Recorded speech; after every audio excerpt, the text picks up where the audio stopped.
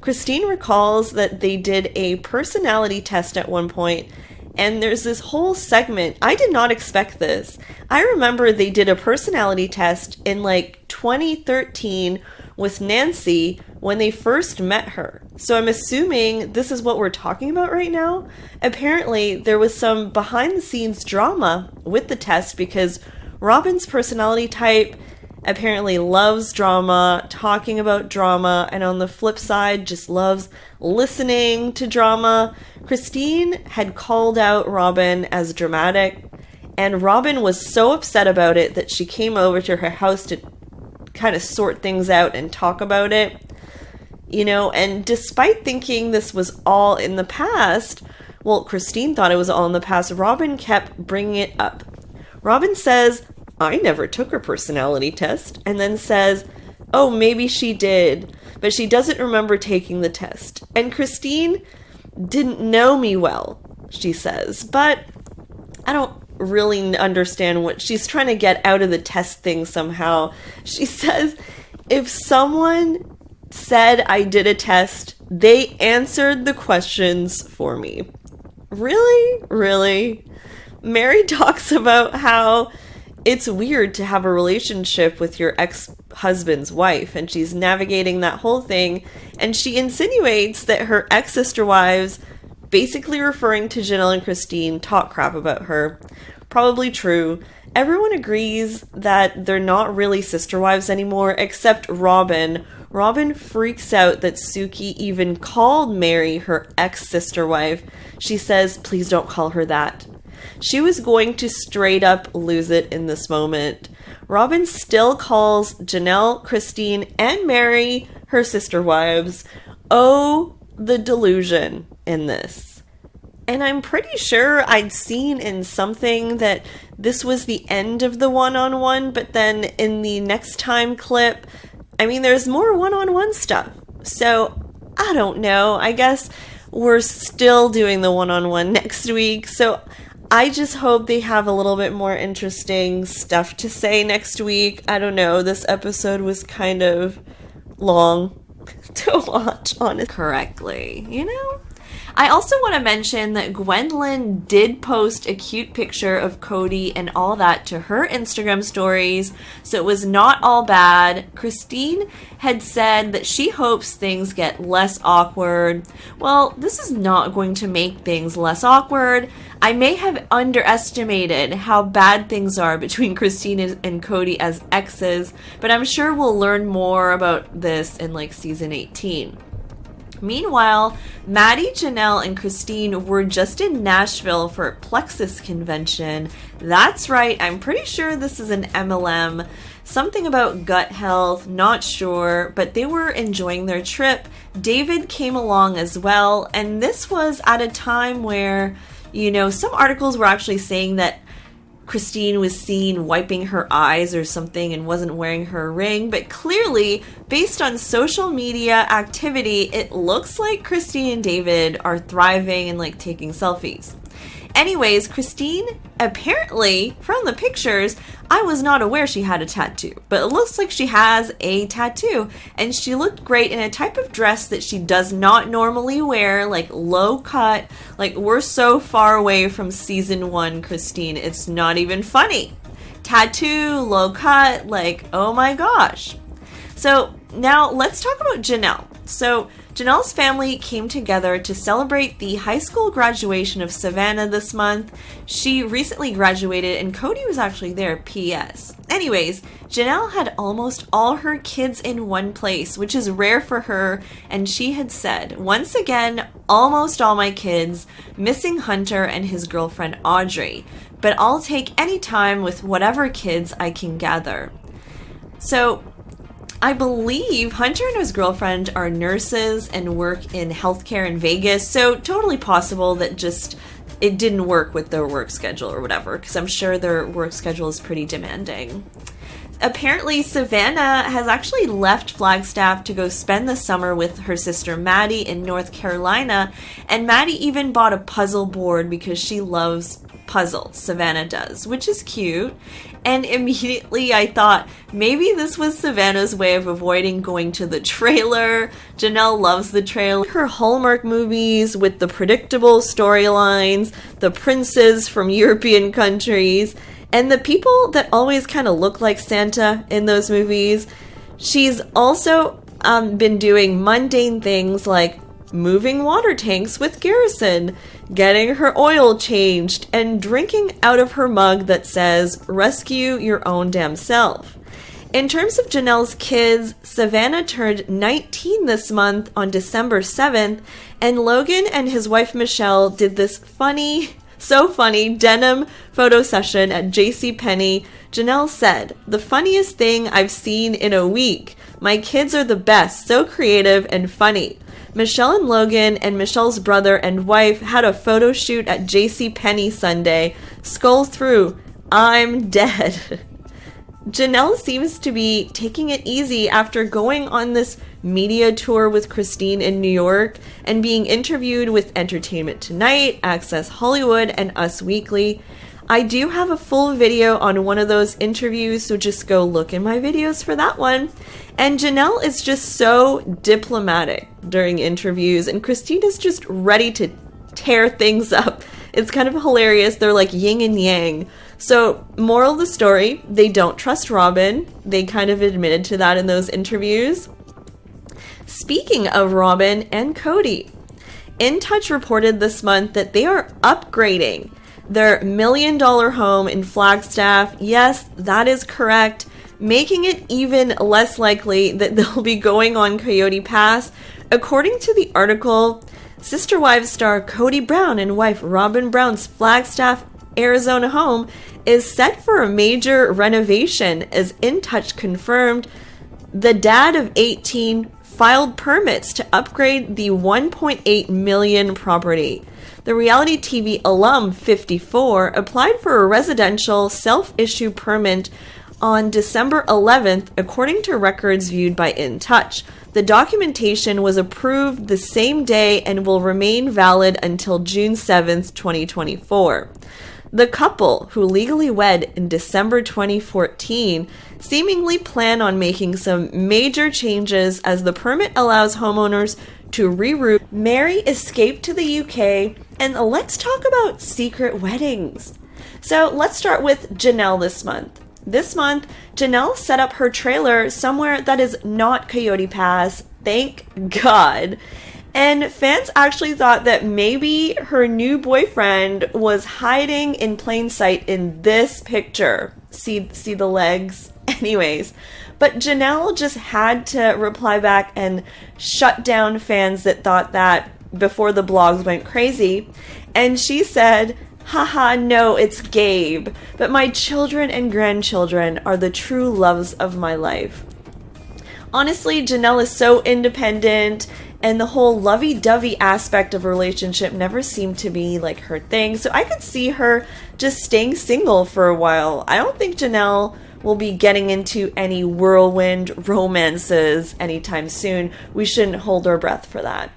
Janelle recently went to Utah, I'm assuming to visit Christine, and she went on her stories about how the lilacs are just better there and she misses them.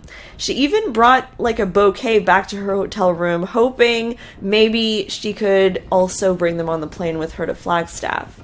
Janelle then was in Utah again like a day ago, and she posted a story and said she was there to play with Christine, David, Savannah, and some friends. Play, guys, play. And you know, Janelle could sort of randomly be in Utah twice in a month, but I also would not even be surprised if Christine got married or something, because she's moving so fast with David, and I just get the feeling she wants to get married as fast as possible. So every time I see Janelle in Utah, I'm like, oh, did it happen? I guess we'll find out when the People magazine pictures come out, right? So we'll see. Either way, there's clearly no truth to the rumor that there's a feud between Christine and Janelle. Janelle has literally traveled to Utah twice in 1 month. I mean, based on social media evidence. But I digress. For now, though, Janelle's number one companion in Flagstaff seems to be Gabriel, who's helping her quite a lot with her more, and most importantly, my wedding dress. Please reach out and DM me your info if you're in Utah, local designer, artist, or owner, and can help me with my wedding. So excited to plan this blessed day with David by my side. Anyways, so at this rate, I literally would not be shocked if the wedding is like next month or next week. Anyways, it's coming. I just hope Christine finds a wedding dress she likes this time, and that her wedding isn't sad like she described it with Cody. She deserves the best wedding ever. Such a whirlwind, guys. Seems like she's planning already. This wedding is imminent, and I'm sure will be filmed. I mean, they have to film it. And that begs the question, you know, who's going to attend? Who's going to be there? I mean, my money is not on Cody and Robin. Mary, I don't know. Like, I don't think so. But probably the older kids and Janelle for sure. And although we don't know how Cody and Robin took the news, people are reacting to this engagement. Janelle said, "Yay!" And McKelty clearly seemed supportive. Gwendolyn posted something about twinsies because now they're both engaged at the same time. Seems like fans are mostly happy for Christine, but there are some that think maybe things are like moving quickly. On Reddit, someone had said, "And for God's sakes, don't let Cody officiate." Can you imagine how cringeously delicious that would be, though? And for sure, don't let Cody dance at her wedding. I mean, I like the Brown family dancing, though. It's entertaining, but I really doubt Cody's gonna be there. That would be, like, almost, like, inappropriate, right? Everyone would be thinking, like, knife in the kidneys! Anyways, someone else said, "Oh, I hope so. I hope they filmed him propose, film the wedding planning, film the wedding, and hopefully they get at least an 11-day honeymoon in a better location than San Diego." So this actually made me laugh because remember the hoopla with Robin and Cody needing this 10-day honeymoon while she was pregnant? It was like a whole thing. So yeah, like time for Christine's 10-day honeymoon somewhere cool. Christine is very much in the seize the moment type of mindset of Coyote Pass. Seems like still to this day, and about 5 years after they moved to Flagstaff, nothing significant is built there, and the whole thing has just, in my opinion, just fallen apart in the saddest way. Hopefully they address this on season 8 and we find out the fate of the property. Coyote Pass is just sitting there, and literally we've been watching 4 seasons of Coyote Pass storyline, perhaps for nothing, who knows. I feel like they're not selling it yet because maybe it's embarrassing, quite frankly, and it's just so depressing that their dream, you know, might be done on that property. So who knows what's going to happen. Stay tuned, everybody. There's also the controversial fact that perhaps Robin just owns a bigger cut of land. Yes, that's right. Not only is Robin the favorite wife, she also seems to have the most assets of any wife on Coyote Pass. This was reported by like multiple blogs and I believe Celeb Talk Guy, who had done like a divvy up of who owns what. And after Christine left, apparently the stat that was reported was 52% owned by Robin, which kind of seems crazy because not only does she then have $1 million house that the wives basically help pay for, and you know, it's crazy that she also has the most assets on Coyote Pass. Make it make sense, right? Like, doesn't that seem unfair to you? Let me know your thoughts in the comments. All right, guys, thanks so much for listening to my Coyote Pass update. Please don't forget to like this video and subscribe to my channel for more Sister Wives news updates, what have you. Bye, guys! This is a Sister Wives update for April 2023. Let's catch up with Christine, Janelle, Mary, and all the big family drama this month. So this month, Christine's fiance David threw shade directly at Cody. Janelle crashed Garrison's birthday party. Extremely happy for Christine to have this new house after, all the years, even living in the basement, right? I mean, Christine deserves this new house, guys. All right, let me know what you think of all this in the comments. Which house you thought was the best? Which, who has the best house? Chime in below. And don't forget to like and subscribe. Bye, guys!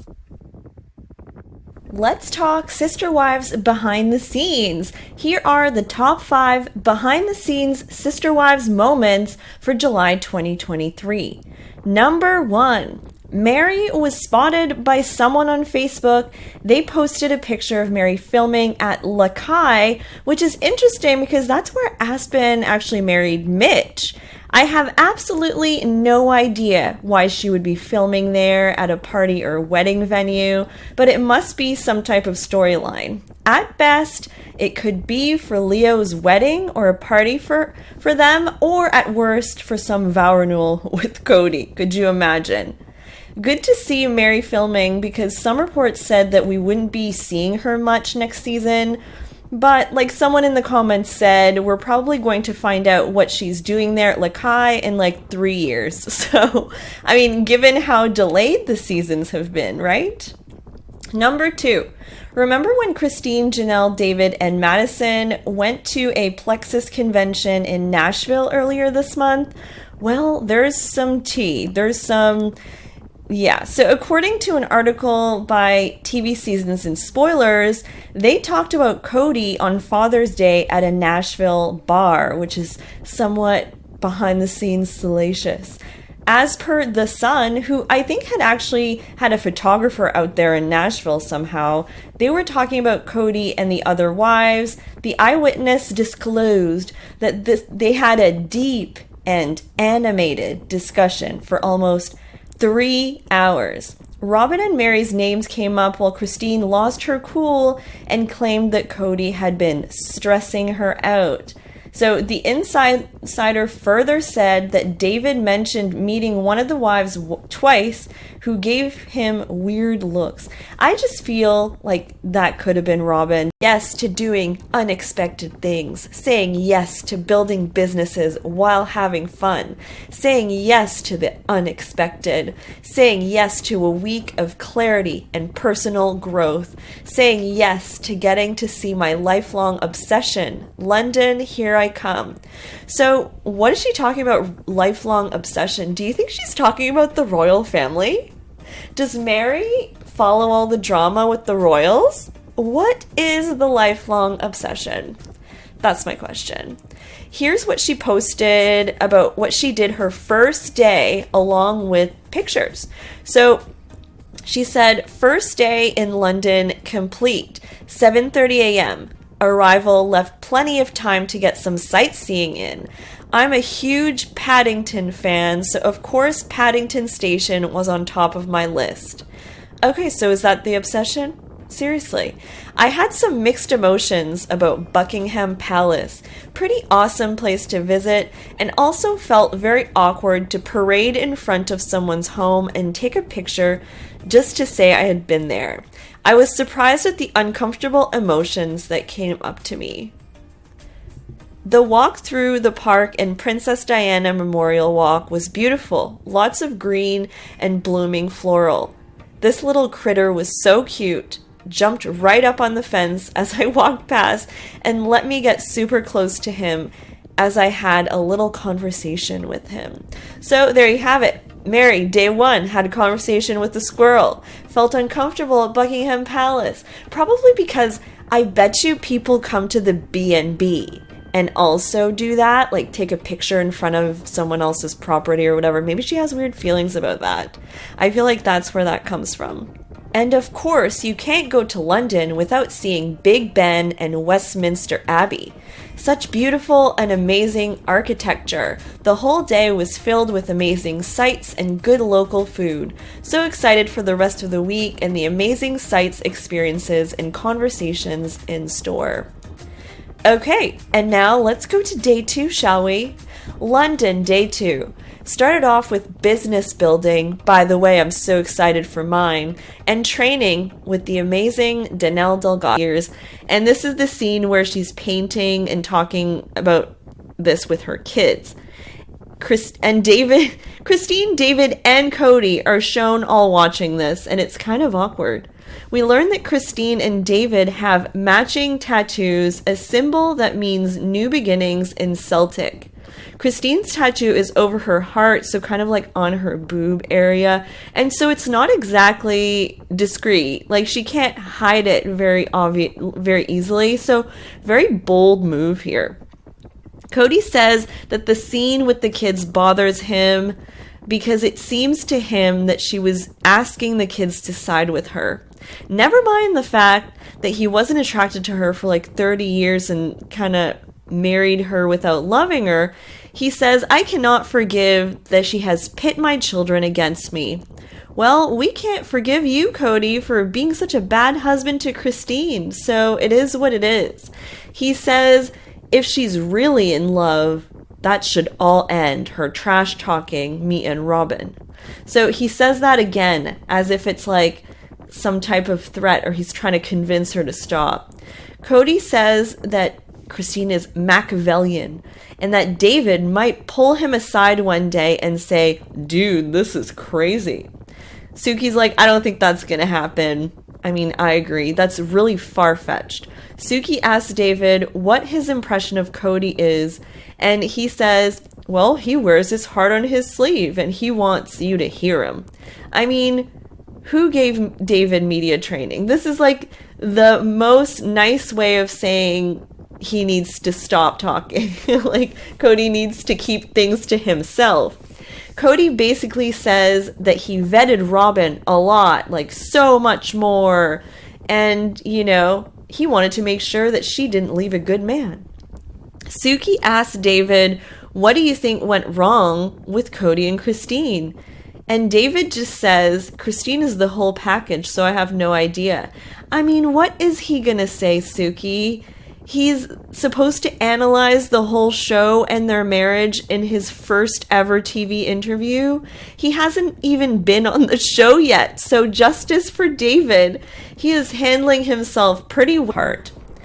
Mary is steadily coming to realize that Cody isn't going to have the change of heart she had been waiting for, and makes a life-changing decision. Thank God. Lastly, Cody has been spending less and less time at Janelle's house, and after an explosive fight, she kicks him out. Well, it kind of looks like she tried to stop him, but I mean, I don't know if this is the fight they're referring to, but we all know what happens, you know. Hashtag separation. So, through their transparency and vulnerability, the Browns shed light on the hardships their family is struggling to overcome. Anyways, no surprise that Mary is now following Alex Scott on social media, a self-proclaimed narcissistic abuse healing coach on TikTok. Am I right? Anyways, lastly, the first episode description has also dropped, and the title seems to be No Such Thing as a Free Lunch.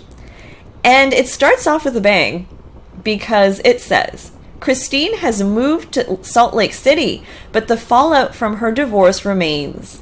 Janelle, Mary, and Robin struggle to plan the upcoming holidays as the family continues to be divided. Then, things get tense between Cody and Christine when they sit down for the first time since she left.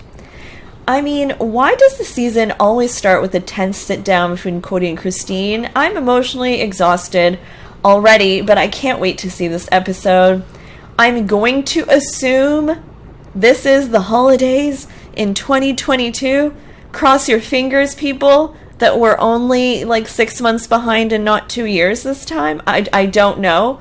I guess we'll see clues during the season. More on this later. That being said, if you watched until this point, I have a secret for you. I just created playlists for every recap of season 17 and season 16 for people who just want to like quickly catch up before the new season.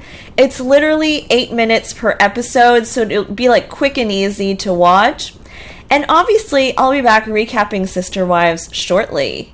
So guys, here's to season 18. Bye guys! But I wouldn't blame Savannah for having like PTSD from that time they were like off grid and had to fill their own water bottle jugs of water or whatever. So anyways, Janelle also joined Christine and David on this off-roading adventure in Moab, Utah with Savannah, which looked like a really fun time, and like Janelle kind of getting out of her comfort zone or something. So now let's talk about Mary. So Mary has been making these inspirational TikToks with little like peppy music. It's like kind of a similar style to someone called Mel Robbins, who's like an inspirational person. Mary basically says that judgment on social media comments can affect her mood, and she remembers that there will always be someone who doesn't see your worth. And this is the type of post Mary's been kind of putting out lately, just to give you an idea. It says, when you're lost or the road of life has taken you down an unknown road, just stop. Stop so you can redirect. Stop so you can make a new plan. Just pause for a moment to reset your inner GPS and get going on your new path to your amazing new destination. Hashtag worthy up. So yeah, we should all worthy up for sure. And there is also an interesting story this month that came from Gwendolyn. So on Gwendolyn's YouTube channel, she had said that her teacher back in the day wanted to date Cody or something, which is crazy. She said, there was a serious problem with women just wanting my dad. Oh my gosh. I had a teacher at one point. I had to switch classes because she was so creepy about it. Garrison had her longer. She was weird, so weird. I could tell you stories about her. She wasted half of an entire class just gossiping with me about how much she loved my family. And I'm like, I'm just trying to learn Spanish, lady. So can you imagine? She had to switch classes back in the day. Wow, okay. And with that, I also have a complete update on what Christine has been up to this month, which is why I did not babble on about sides to call out something she sees right in front of her, and that is that Cody is wearing a new huge ring where his Claddagh wedding ring used to be. Nobody wants to explain what this new ring is and how it got there. It's highly sus, and it's just not something they want to talk about on camera for some reason. Cody almost makes fun of Mary for bringing this up, but any woman would call this out. There's another ring where his wedding ring used to be. Like, what gives? Next scene is with Christine. She's visiting Garrison's new house that he bought himself, which is super exciting. And Janelle says that there's discussion about Gabe and Gwendolyn actually moving in as roommates. Christine says she's kind of reticent about Gwen moving in because they have very different political views and it sounds just problematic.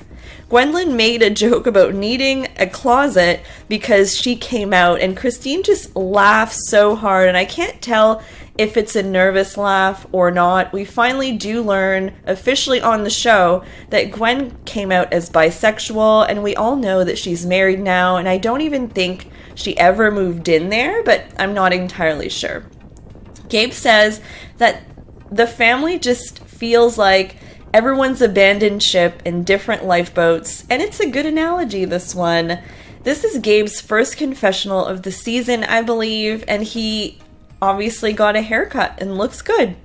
Garrison quickly starts to declare that he's going to send them leases, and Janelle and Christine are co-signers, and so if they all get into a fight, they're still bound to pay rent. And Christine says it's about when they fight, not if. So she's not buying into this whole thing, and I doubt she ended up co-signing. Garrison's just out here trying to make some extra income in this economy, right? And the house is cute. It's a big accomplishment for him. Now we're back in Mary's house for this scene that will not end. And Cody's finally catching on that he's supposed to say, Mary, stay here. And Cody brings up this random story about clothing racks, and Robin uses it to say, see, people don't just remember old stories like that. There could be something. And she brings up scheduling time to see each other in Flagstaff, and Cody says is the second oldest son in the family. He is Janelle's son with Cody and Logan's little brother. So Hunter's pictures on his Instagram either feature his family or his girlfriend Audrey, which tells you a lot. He's been with her for a while, actually. In one caption, he actually says, family is what matters most. And we also know that Hunter, I believe, lives in Vegas. He received his master's in nursing at Johns Hopkins University, and his picture is on the wall there, apparently. And he said, my greatest and possibly only achievement over these past 2 years was having my picture displayed in the Johns Hopkins School of Nursing. Finally finished with my master's, and blessed to say it is from basically the best MSN-MEN program in the US. Grateful for my experience and the people I met and knew along the way. I mean, Hunter's so smart, right? Like, he was also Logan's best man last year and likes to take pictures from, like, underneath where people kind of, like, are looking down. He's been to 2 weddings in a very short while recently, his friends and now Gwendolyn. So it's full-on wedding season, and it's super ironic to me that Hunter hated Vegas with a passion when they moved there, but that now he lives there now. So it's like a full circle moment. Remember that in, like, I think it was like season 3 or something, where he was like, they couldn't get through to him because he, like, hated Vegas. Anyways, that is it for now. Don't forget to like this video and subscribe to my channel. Thanks for watching my part 2 Sister Wives update for July 2023. Bye, guys! This is a Sister Wives update for July 2023. Let's catch up with Robin, Cody, Mary, Christine, and Janelle. There's also big wedding news this month, and watch until the end for my hot take on the Sister Wives Season 18 teaser that was just released. So let's start with Robin Brown, because you may be wondering, like me, where the heck is Robin? A source told The Sun that Cody is actually blaming Robin for his separate years, and this is the scene where she's painting and talking about this with her kids. Christine, David, and Cody are shown all watching this, and it's kind of awkward. We learn that Christine and David have matching tattoos, a symbol that means new beginnings in Celtic. Christine's tattoo is over her heart, so kind of like on her boob area, and so it's not exactly discreet. Like, she can't hide it very easily, so very bold move here. Cody says that the scene with the kids bothers him because it seems to him that she was asking the kids to side with her. Never mind the fact that he wasn't attracted to her for like 30 years and kind of married her without loving her. He says, I cannot forgive that she has pit my children against me. Well, we can't forgive you, Cody, for being such a bad husband to Christine, so it is what it is. He says, if she's really in love, that should all end, her trash talking me and Robin. So he says that again, as if it's like some type of threat, or he's trying to convince her to stop. Cody says that Christine is Machiavellian, and that David might pull him aside one day and say, dude, this is crazy. Suki's like, I don't think that's gonna happen. I mean, I agree. That's really far-fetched. Suki asks David what his impression of Cody is, and he says, well, he wears his heart on his sleeve, and he wants you to hear him. I mean, who gave David media training? This is like the most nice way of saying he needs to stop talking. Like, Cody needs to keep things to himself. Cody basically says that he vetted Robin a lot, like so much more, and, you know, he wanted to make sure that she didn't leave a good man. Suki asks David, what do you think went wrong with Cody and Christine? And David just says, Christine is the whole package, so I have no idea. I mean, what is he gonna say, Suki? He's supposed to analyze the whole show and their marriage in his first ever TV interview. He hasn't even been on the show yet, so justice for David. He is handling himself pretty relationship with Mary. He says, I don't know what to do with a marriage that's eternal but with no fire. And Robin thinks that if she sticks around long enough, things will work out. Like, Robin, it's been like 84 years. Like, it's not gonna work out. I think everyone's like in denial that it's just over. It's over. Jen's husband apparently is helping Mary out a lot with husband things, like washing her car and things like that. But she says, don't go weird. He and I have a very platonic relationship. So there you have it. She's not like in some other sister wives relationship with Jen. Confirmed. Cody doesn't think Mary has a fulfilling life in Flagstaff and he wants her to leave, basically. And Mary needs to see these confessionals, honestly, because he's not, I guess, to this point, he's not being direct enough. Maybe, like, she really needs to hear that he wants her to leave. He is pruning, actually, doing stuff with trees, and says how there's no flicker, no flame with Mary. He's happily married to the love of his life and has all of these other situations, basically making it seem like the others are problems or something to get rid of. Cody says that Janelle doesn't want to reconcile. They talk on the phone once in a while, that the only way he sees reconciliation with Janelle is if she gets away from Christine, because he kind of makes it seem like Christine is like a bad influence on Janelle. Like, she's like, you know, a friend that's like leading her down the wrong path or something like that.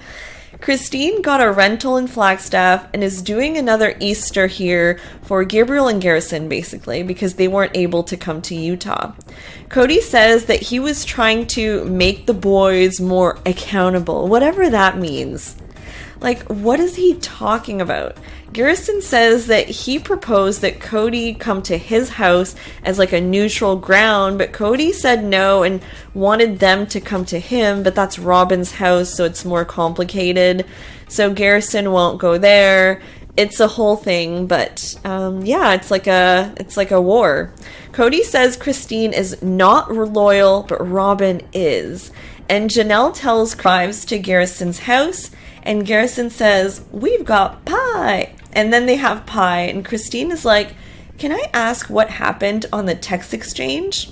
Gwen says that Robin wanted to do a Zoom because Ariella was forgetting who they are, which is like some backhanded passive aggressiveness right there.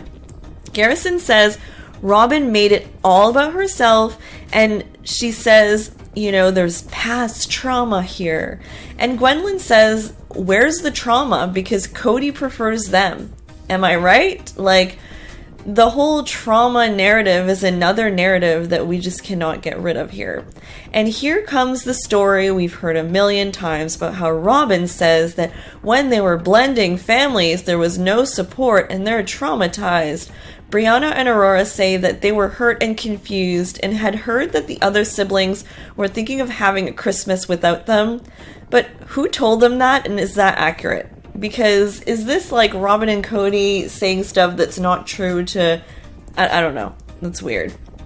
Robin says, I got attitude from the older kids and it felt defeating. We felt like we got voted off the island.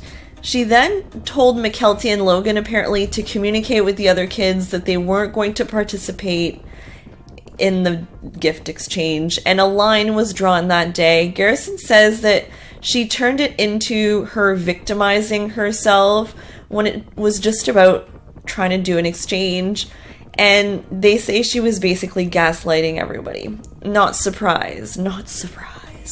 Garrison says Robin is the catalyst of all this, turning herself into a victim. And Cody says, all of you are jerks, and I don't want to call them, and I don't want to talk to them. Garrison says Robin's mad that she can't have this effect on them anymore, And he's like, have him, Robin. We're all grown adults. The fact that in this scene, Cody says he actually doesn't want to talk to them just breaks my heart. I don't know. That scene was just really toxic. Christine says that she wishes things were better, but she doesn't even know what to say. She says, I may not be able to give them a dad, but I give them Janelle. Oh. And Cody says that Christine was a crap sister-wife relationship with Mary. He says, I don't know what to do with a marriage that's eternal, but with no fire. And Robin thinks that if she sticks around long enough, things will work out. Like, Robin, it's been like 84 years. Like, it's not gonna work out. I think everyone's like in denial that it's just over. It's over. Jen's husband apparently is helping Mary out a lot with husband things, like washing her car and things like that. But she says, don't go weird. He and I have a very platonic relationship. So there you have it. She's not like in some other sister-wives relationship with Jen. Confirmed. Cody doesn't think Mary has a fulfilling life in Flagstaff, and he wants her to leave, basically. And Mary needs to see these confessionals, honestly, because he's not, I guess, to this point, he's not being direct enough. Maybe, like, she really needs to hear that he wants her to leave. He is pruning, actually, doing stuff with trees, and says how there's no flicker, no flame with Mary. He's happily married to the love of his life and has all of these other situations, basically making it seem like the others are problems or something to get rid of. Cody says that Janelle doesn't want to reconcile. They talk on the phone once in a while, that the only way he sees reconciliation with Janelle is if she gets away from Christine, because he kind of makes it seem like Christine is like a bad influence on Janelle. Like, she's like, you know, a friend that's like leading her down the wrong path or something like that. Christine got a rental in Flagstaff and is doing another Easter here for Gabriel and Garrison, basically, because they weren't able to come to Utah. Cody says that he was trying to make the boys more accountable, whatever that means. Like, what is he talking about? Garrison says that he proposed that Cody come to his house as like a neutral ground, but Cody said no and wanted them to come to him, but that's Robin's house, so it's more complicated. So Garrison won't go there. It's a whole thing, but yeah, it's like a war. Cody says Christine is not loyal, but Robin is. And Janelle tells Cody from that too, please bring Mary into the spin-off conversation. And finally, an E! News teaser. They released a clip showing kind of the beginnings of the Janelle and Cody big fight scene. We're all definitely tuning in for this in episode 3, and the conversation is a lot about the boys, and Janelle is really standing up for herself here. She's triggered by Cody putting the blame on her and explicitly telling her, you know, this is on you, Janelle, which is of course not true. So Janelle says that Cody should call the boys and talk to them. Why is he putting her in the middle of everything? She says he's the parent too. Cody says the phone goes both ways. Okay, but I mean, Cody's the parent. I would not expect my kid to call me to resolve things. That's kind of weird. Janelle says, you always flip these things on me. And he says, it belongs on you, Janelle. Oh, dang. Janelle was not ready or did not want to accept that at all. She then says, why does it belong on me? Why does it belong on me? Oh no, like things are going, you can see things are going downhill from here. And he says, because you didn't support my stand when we had the virus rules. I mean, biggest eye roll ever. This again? Can we not about the rules? I just cannot. The dang rules about wiping your mail. I mean, come on. Janelle says that he had told her at the time to choose her loyalty or she wouldn't have a husband. So she says, what am I supposed to do? Choose between you and my children? Cody says, you're gaslighting me. And Janelle says, no, you're gaslighting me. Gaslighting is such a buzzword right now. I don't even know. And Janelle is like, whatever I did, it just was not good enough. And then that clip stops, but we know things escalate, and I can see how. Now it's another clip. Okay, so there's so many teasers, it's really hard to keep track, but there's actually a clip posted, I think it's like, anyways, on another website, and then it links to a TLC clip where Cody says, and number 8, and something I did not know is that prior to Robin, on and off, they would talk about maybe having another wife. A couple of women actually wanted to join the family. One of them wanted Cody alone, so that wasn't going to work for them. And one of the others, it was going fine, but abruptly ended for unknown reasons. Like, I don't know. So a little bit of history there. I guess they were more open to having a new wife than I thought initially. I thought they just kind of stumbled upon Robin or something. I'll leave a link to the full interview in my description, but overall, this was such a good interview and juicy scoop, I thought. Let me know if you guys listened to it and what your thoughts are. Maybe, if there's a point that you thought was extra interesting, let me know, and I'll be back with more Sister Wives content. Bye, guys! This is a Sister Wives update for December 2023. We're diving into what Mary, Janelle, Cody, Robin, and Christine are up to this month, and there's a lot of drama and news to talk about. And stay tuned until the end of this video to find out what the family will be doing for Christmas this year. Let's start with Christine. So love is in the air, and Christine is getting her own spin-off, a wedding special. This month, TLC announced that the 2-part special set to air in January will be dedicated to Christine and David's nuptials, which took place on October 7th in Moab, Utah. So we'll get to see Christine finally get her dream wedding, a nice wedding dress, the whole hoopla, and of course Peyton and her dad walked her down the aisle. So part 1 of the special will air on January 7th, followed by part 2 on January 14th, so pretty early on in 2024. And Christine is just taking the world by storm. She was named one of reality TV's top 40 most powerful women by Variety magazine. And none of the other wives were chosen, obviously, and she attended a special dinner and event with other amazing women in reality TV, like a lot of the Real Housewives, and it's magical, and they sealed their love with a kiss, and they were introduced as Mr. and Mrs. Woolley, with cheers and Etta James's At Last playing in the background. I mean, I cannot even picture anything more romantic. I mean, can you?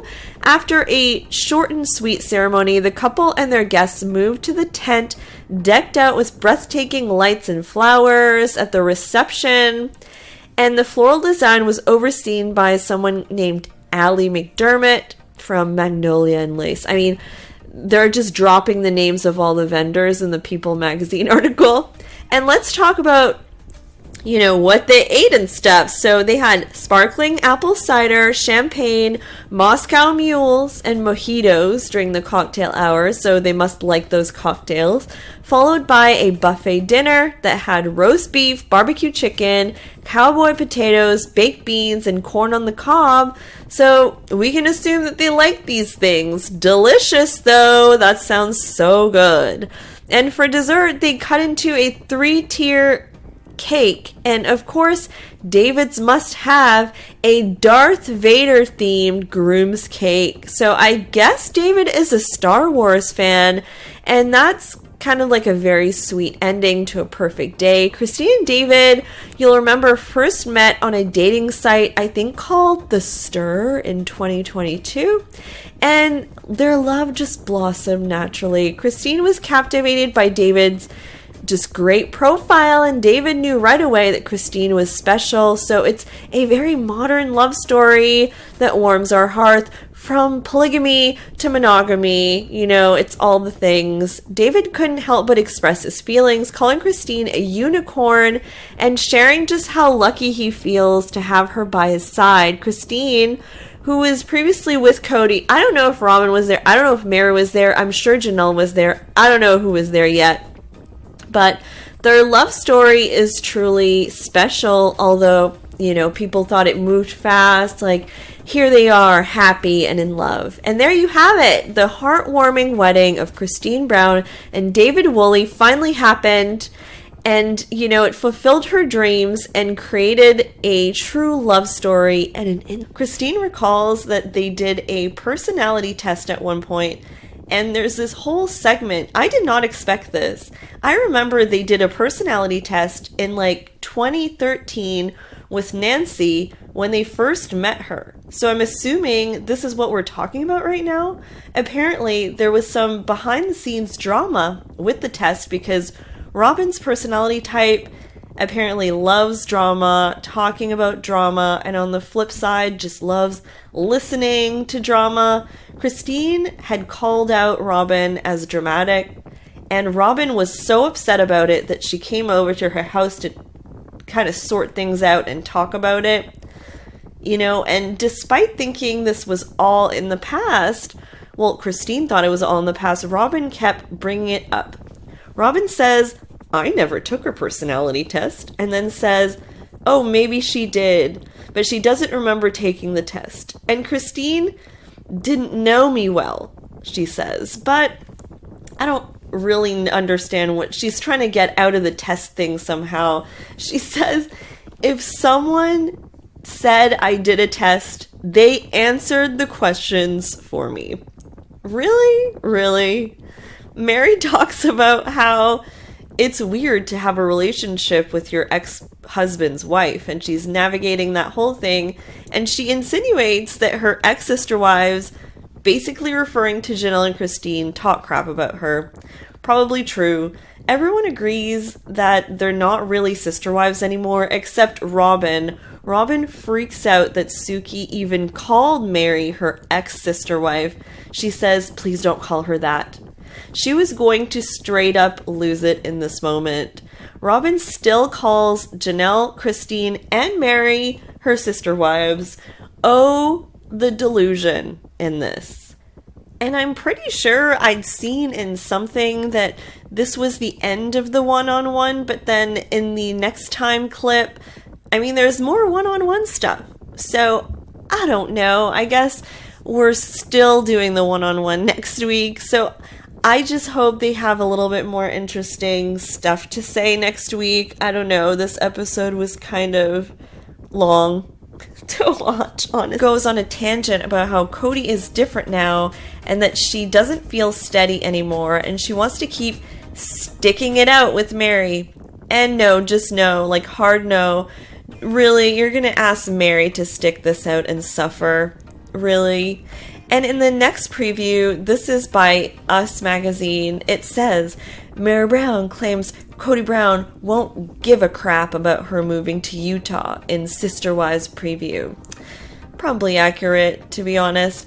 And this is more of that scene with Mary and Robin, where Robin says she wants Mary around, and Mary says she's scared. Mary says that, yeah, Cody won't give a crap, and she's scared that he'll interpret her kind of move-ish as the fact that she's leaving. It would be perceived that way anyway. Robin probably should have said something like, well, I'll remind him that that's just not the case. But she just kind of stares with a look on her face. And Robin does cry and admits that it must be hard for Mary to be waiting for Cody all the time. And here is my thought. Cody says he wants loyalty. Mary is offering loyalty to him. And, so aside from the catfish thing, which might have been really a deal breaker, but Mary's offering loyalty and he does not care. And with People magazine, in their spoiler, Mary and Janelle now are eating at the same restaurant that we've seen in basically all the episodes. The one with the red walls, the Mexican restaurant. And Christine says that she initially didn't know how final things were with Janelle and Cody when they had the big fight over Christmas. Janelle says that she didn't even know how serious it was either. And Christine seems to think that Janelle's not done yet, that she still has a lot of affection for him. Janelle says that Christine thought that she was getting the raw end of the deal for a long time. Janelle says that if Cody changed, she would want a full marriage with him again, but that's probably unrealistic. He is who he is now, and they both agree that he's so different, vastly different, and this is something that's also obvious to fans. Even his eye color seems to have changed for some reasons. Agreed with me. But I mean, now that more of the wives left, the poor graphic designer at TLC that has to figure this out, like, how do they do the group shot? Well, apparently in a rainbow shape with broken glass cracks everywhere. I guess this is a metaphor, but it really looks like a horror movie poster, like all the cracks and everything. It's a mess. Robin is in her picture looking far away somewhere, like she's daydreaming about her porch with her sister wives and grandkids. That's never gonna happen, you know? I don't know, but why couldn't she be looking somewhere even remotely close to the camera? Also, these look awfully familiar, almost like they're recycled pictures from last season, because they probably were not into getting together for another photo shoot or something like that. I don't know. The new teaser, I guess teaser part 2, needs to also be broken down because they released it, and historically the teaser basically shows us the big moments. There's rarely been like huge surprises with these teasers. Typically it looks like some of the season is taking place around Christmas, but I mean, is it last Christmas? It cannot be Christmas 2021 or I will freak out. And still no David in the teasers yet. The new trailer that they just released starts with Christine basically saying point blank that she left because Cody had favorites. No one is surprised by this, but I'm surprised that it sounded like she said favorites, like plural. Who is the other favorite? I feel like she still meant only Robin. Maybe that was like just kind of like a slip, but anyways, just something I noticed. Mary says that she heard Cody refer to her as a friend. Like, Mary at this point is still holding on for some reason, grasping at anything at this point, and I cannot wait until the moment on the show where we don't need to watch these moments and she just wakes up and gets the heck away from Cody. He does not deserve you, Mary. And the confessionals, Beyonce B tied the knot in Flagstaff this weekend. A friend had posted a video of them taking a wedding shot, and Mary posted a picture of her and Leo dressed up and said something like, "Best part of the day for me," or something. So I'm sure we'll see more pictures from the family soon, but yes, by all appearances, seems like Gwen may well be a married woman now, so congratulations to Gwendolyn. And in more wedding news, yes, there's a lot of wedding news. Christine and Cody now have something else in common too, because photos were posted and Christine seems to have officiated a wedding recently. I bet her dancing at the reception was a lot better than whatever Cody's dance moves were at his friend's wedding, just saying. And Christine was also spotted wedding dress shopping. So it seems like her wedding will be happening just fast and furious as well. I predict in like the next month or something. Christine and David are also, of course, continuing to work on their brand new, amazing house. They're getting work done on their backyard to make it fun for their grandkids. And now they added some cute details to their concrete driveway, and Christine just loves it so much she had to post on Instagram. So Also, Christine spent the 4th of July with David, her girls, and grandkids. She says they were actually able to see the fireworks from her balcony. And Peyton and Gwen were MIA. Actually, Peyton's been MIA a lot, so don't know what's going on there. But she had said, "I hope everyone had an incredible Independence Day. My family and I enjoyed fireworks from my balcony. We could see the entire valley lighting up." Hashtag July 4th, 2023. And Mary, who I personally think is really being treated unfairly by Cody to the extreme. I don't know, I really feel like Mary gave Cody too many chances. Let's remember, she was the first wife and helped him get all these wives, and now he seems to have like completely turned on her, and especially in his confessionals. And he's just been like brutal. Anyways, Mary's just trying to empower herself again with her friends. Everyone's doing their own thing. But I have never seen or heard of a 7-year-old who still has a pacifier. Never seen it. Never seen it. So let me know in the comments if this is something that you've seen before. Janelle's in a vacation rental with her boys and Savannah. There is this sadness that Cody's not showing up. And Janelle actually told the kids that they had a fight and that things were not well, and the kids were not surprised. Savannah says that Christmas was quiet but kind of nice, and Gabriel actually enjoyed it more than he thought. Cuts to Cody that says that Janelle is out of sight, out of mind, and that my loyal wife wants something special, so I'm blocking everything else. Of course, emphasis on loyal. Cody just does not give a you-know-what anymore. The gloves are off. Like, that was such shade. Since when is Janelle not loyal? I don't know. Anyways, they're having crepes, and there's this way too long segment about what Cody puts in his crepe. He calls it a French burrito, and it's disgusting. Like, did not need this fluff. Nathan and Cody now go on a drive with no destination. They're just driving around, and trust me, it kind of gets dark. Nathan says that his wife and Mary are sisters. Actually, we knew this. He's had 2 wives. The second wife actually ended up leaving him. So Cody and Nathan are bonding over this. Cody wonders if he can adjust to having a smaller family.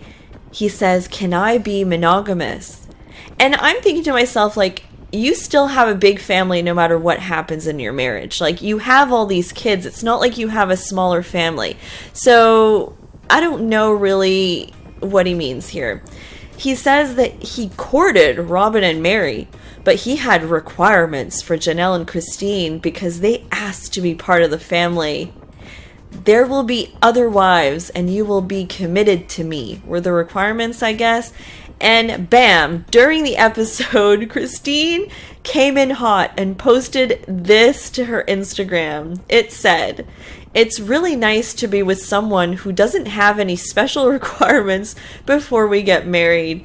I love being loved for who I am." Moments for July 2023. Hope you guys follow my channel, and also don't forget to like this video and comment below. Thank you guys. Bye.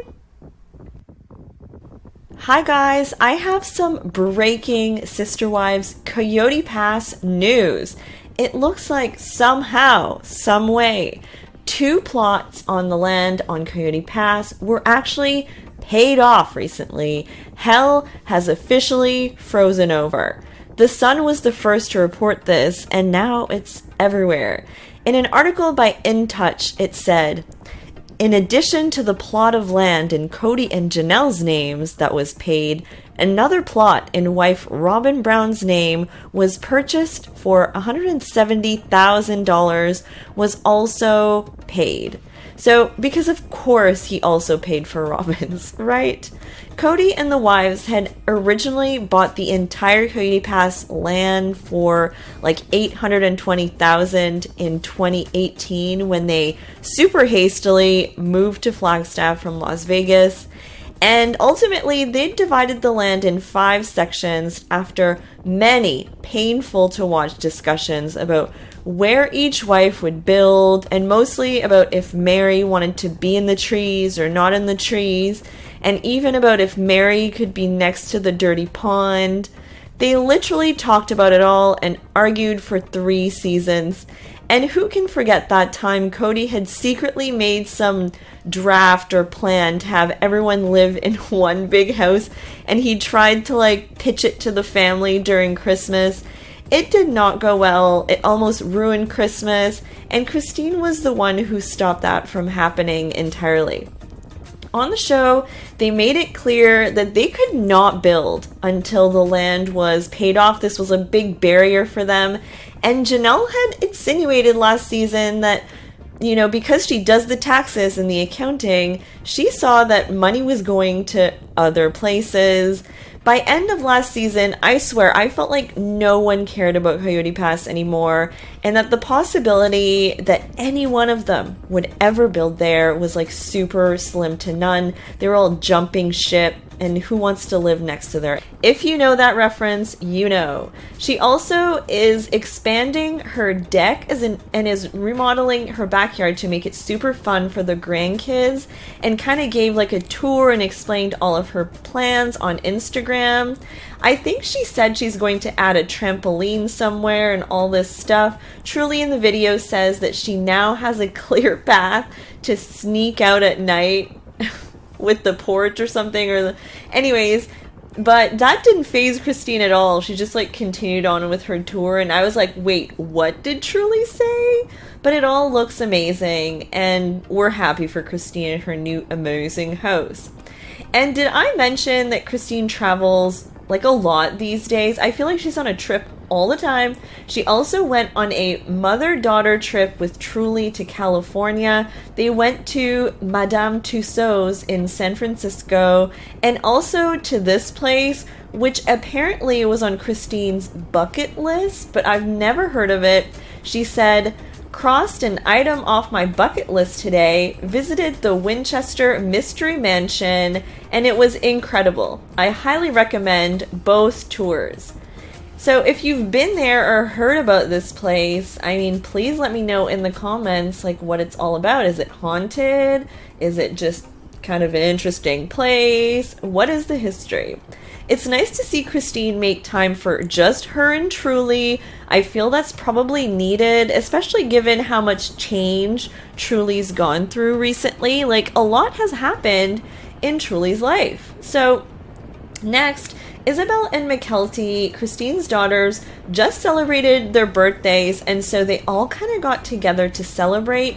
And by all, I mean like everyone except for Peyton. So Christine's only son. Where are you, Peyton? I haven't seen Peyton in Christine's pictures in a long time, and so I went to look for Peyton where else, TikTok, his favorite thing, and I was surprised to see that he actually has not posted since like March and hasn't really been active on Instagram in a while. Kind of suspicious, because Peyton especially loves TikTok. So yeah, I hope he's okay. Wondering if he just kind of stopped everything social media. Felt different. She says that, you know, she's going to start fresh with Cody after the separation. She wants it to feel more like a couple. And we all know watching this that Cody treating Janelle like a real husband should ever again is a pipe dream at best. So now I'm thinking, yeah, probably not going to work. Cody denies that he's been at Robin's more before COVID. He says that he had a schedule and everything was intact. The next part of the conversation is actually really irritating to watch, because it kind of seems like they're trying to make Christine seem like she did get great treatment from Cody and that she's crazy for thinking she didn't. Mary says that she recalls one time when Christine got tons of presents for Christmas from Cody, but he had gotten Mary anything. How rude is that? Why share this story though? Like, why are they making it seem like Christine didn't have a good reason to leave? Mary says that she has a secret. She says before Robin was in the picture, her relationship with Cody was a roller coaster, and he kept telling her, "I'm with you all the time. I see you more than all the other wives." So she kept track of when he was with her, and it was less than 1/3, so she was even more upset. And Robin says, "Oh, you know what? I have that same secret, but she only tracked how often Cody was with her for a 1-month period that everyone admits he was at Christine's more. Pretty selective time period to track, very convenient for this whole narrative, I'd say. What about the other times? What about the other times?" Cody says that comparison is the death of joy. Then there's a long-winded clip showing Robin and Cody tried to explain that in Vegas, he was actually in an office at Robin's house or in her garage, which means he wasn't really at Robin's house all the time. Makes no sense. Robin even says, "My kids struggled like crazy," saying Cody wasn't around. Christine says that he'd come to her is living with David out of wedlock at the moment. I mean, they're engaged. And I mean, the audacity, if this is true, the audacity. I mean, Cody literally was courting a fourth wife while Christine was pregnant, and technically 3 of his wives were out of wedlock, so the whole wedlock argument doesn't really have legs for him. But anyways, we don't know who the insider is. Like, we always have to take articles like this, like, kind of with a skeptical eye, right? Alright guys, let me know your thoughts in the comments. Don't forget to like this video and subscribe to my channel, and I'll be back with more content. Bye guys!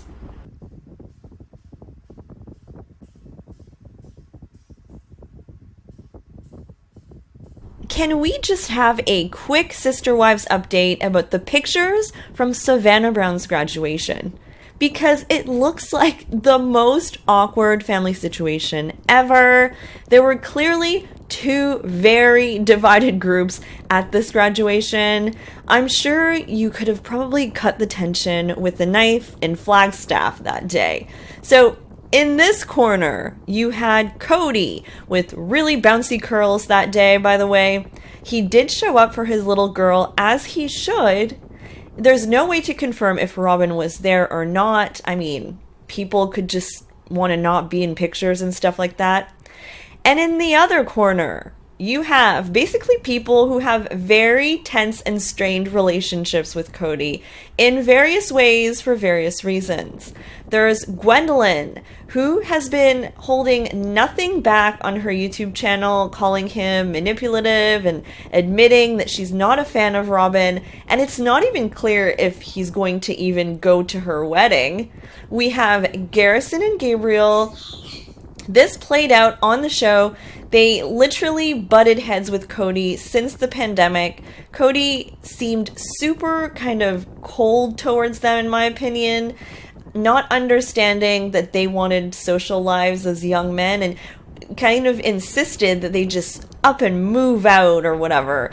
There's just a lot of anger goes on a tangent about how Cody is different now and that she doesn't feel steady anymore and she wants to keep sticking it out with Mary. And no, just no, like hard no. Really, you're gonna ask Mary to stick this out and suffer? Really? And in the next preview, this is by Us Magazine, it says, Mary Brown claims Cody Brown won't give a crap about her moving to Utah in Sister Wives preview. Probably accurate, to be honest. And this is more of that scene with Mary and Robin, where Robin says she wants Mary around, and Mary says she's scared. Mary says that, yeah, Cody won't give a crap, and she's scared that he'll interpret her kind of move-ish as the fact that she's leaving. It would be perceived that way anyway. Robin probably should have said something like, well, I'll remind him that that's just not the case. But she just kind of stares with like a look on her face. And Robin does cry and admits that it must be hard for Mary to be waiting for Cody all the time. And here is my thought. Cody says he wants loyalty. Mary is offering loyalty to him. And, so aside from the catfish thing, which might have been really a deal breaker, But Mary's offering loyalty, and he does not care. And with People magazine, in their spoiler, Mary and Janelle now are eating at the same restaurant that we've seen in basically all the episodes. The one with the red walls, the Mexican restaurant. And Christine says that she initially didn't know how final things were with Janelle and Cody when they had the big fight over Christmas. Janelle says that she didn't even know how serious it was either. And Christine seems to think that Janelle's not done yet, that she still has a lot of affection for him. Janelle says that Christine thought that she was getting the raw end of the deal for a long time. Janelle says that if Cody changed, she would want a full marriage with him again, but that's probably unrealistic. He is who he is now, and they both agree that he's so different, vastly different, and this is something that's also obvious to fans. Even his eye color seems to have changed for some reason, engaged, and that perhaps they were caught by surprise. No idea if this is 100% true, but Janelle did write hooray in the comments, but yeah, Christine seems to be beating to the sound of her own drum. According to In Touch, Christine and David bought a $770,000 home in Lehi, Utah in March 2023, so like a month before their engagement, and it's a 4,200 square foot new build that offers unobstructed views of Mount Timpanogos, East Mountains, and Jordan River. It looks like these pictures from this balcony overlooking the mountains are from the new house, probably. It's a brand new house, super happy for her, and someone on Reddit made a Sister Wives reference to this image.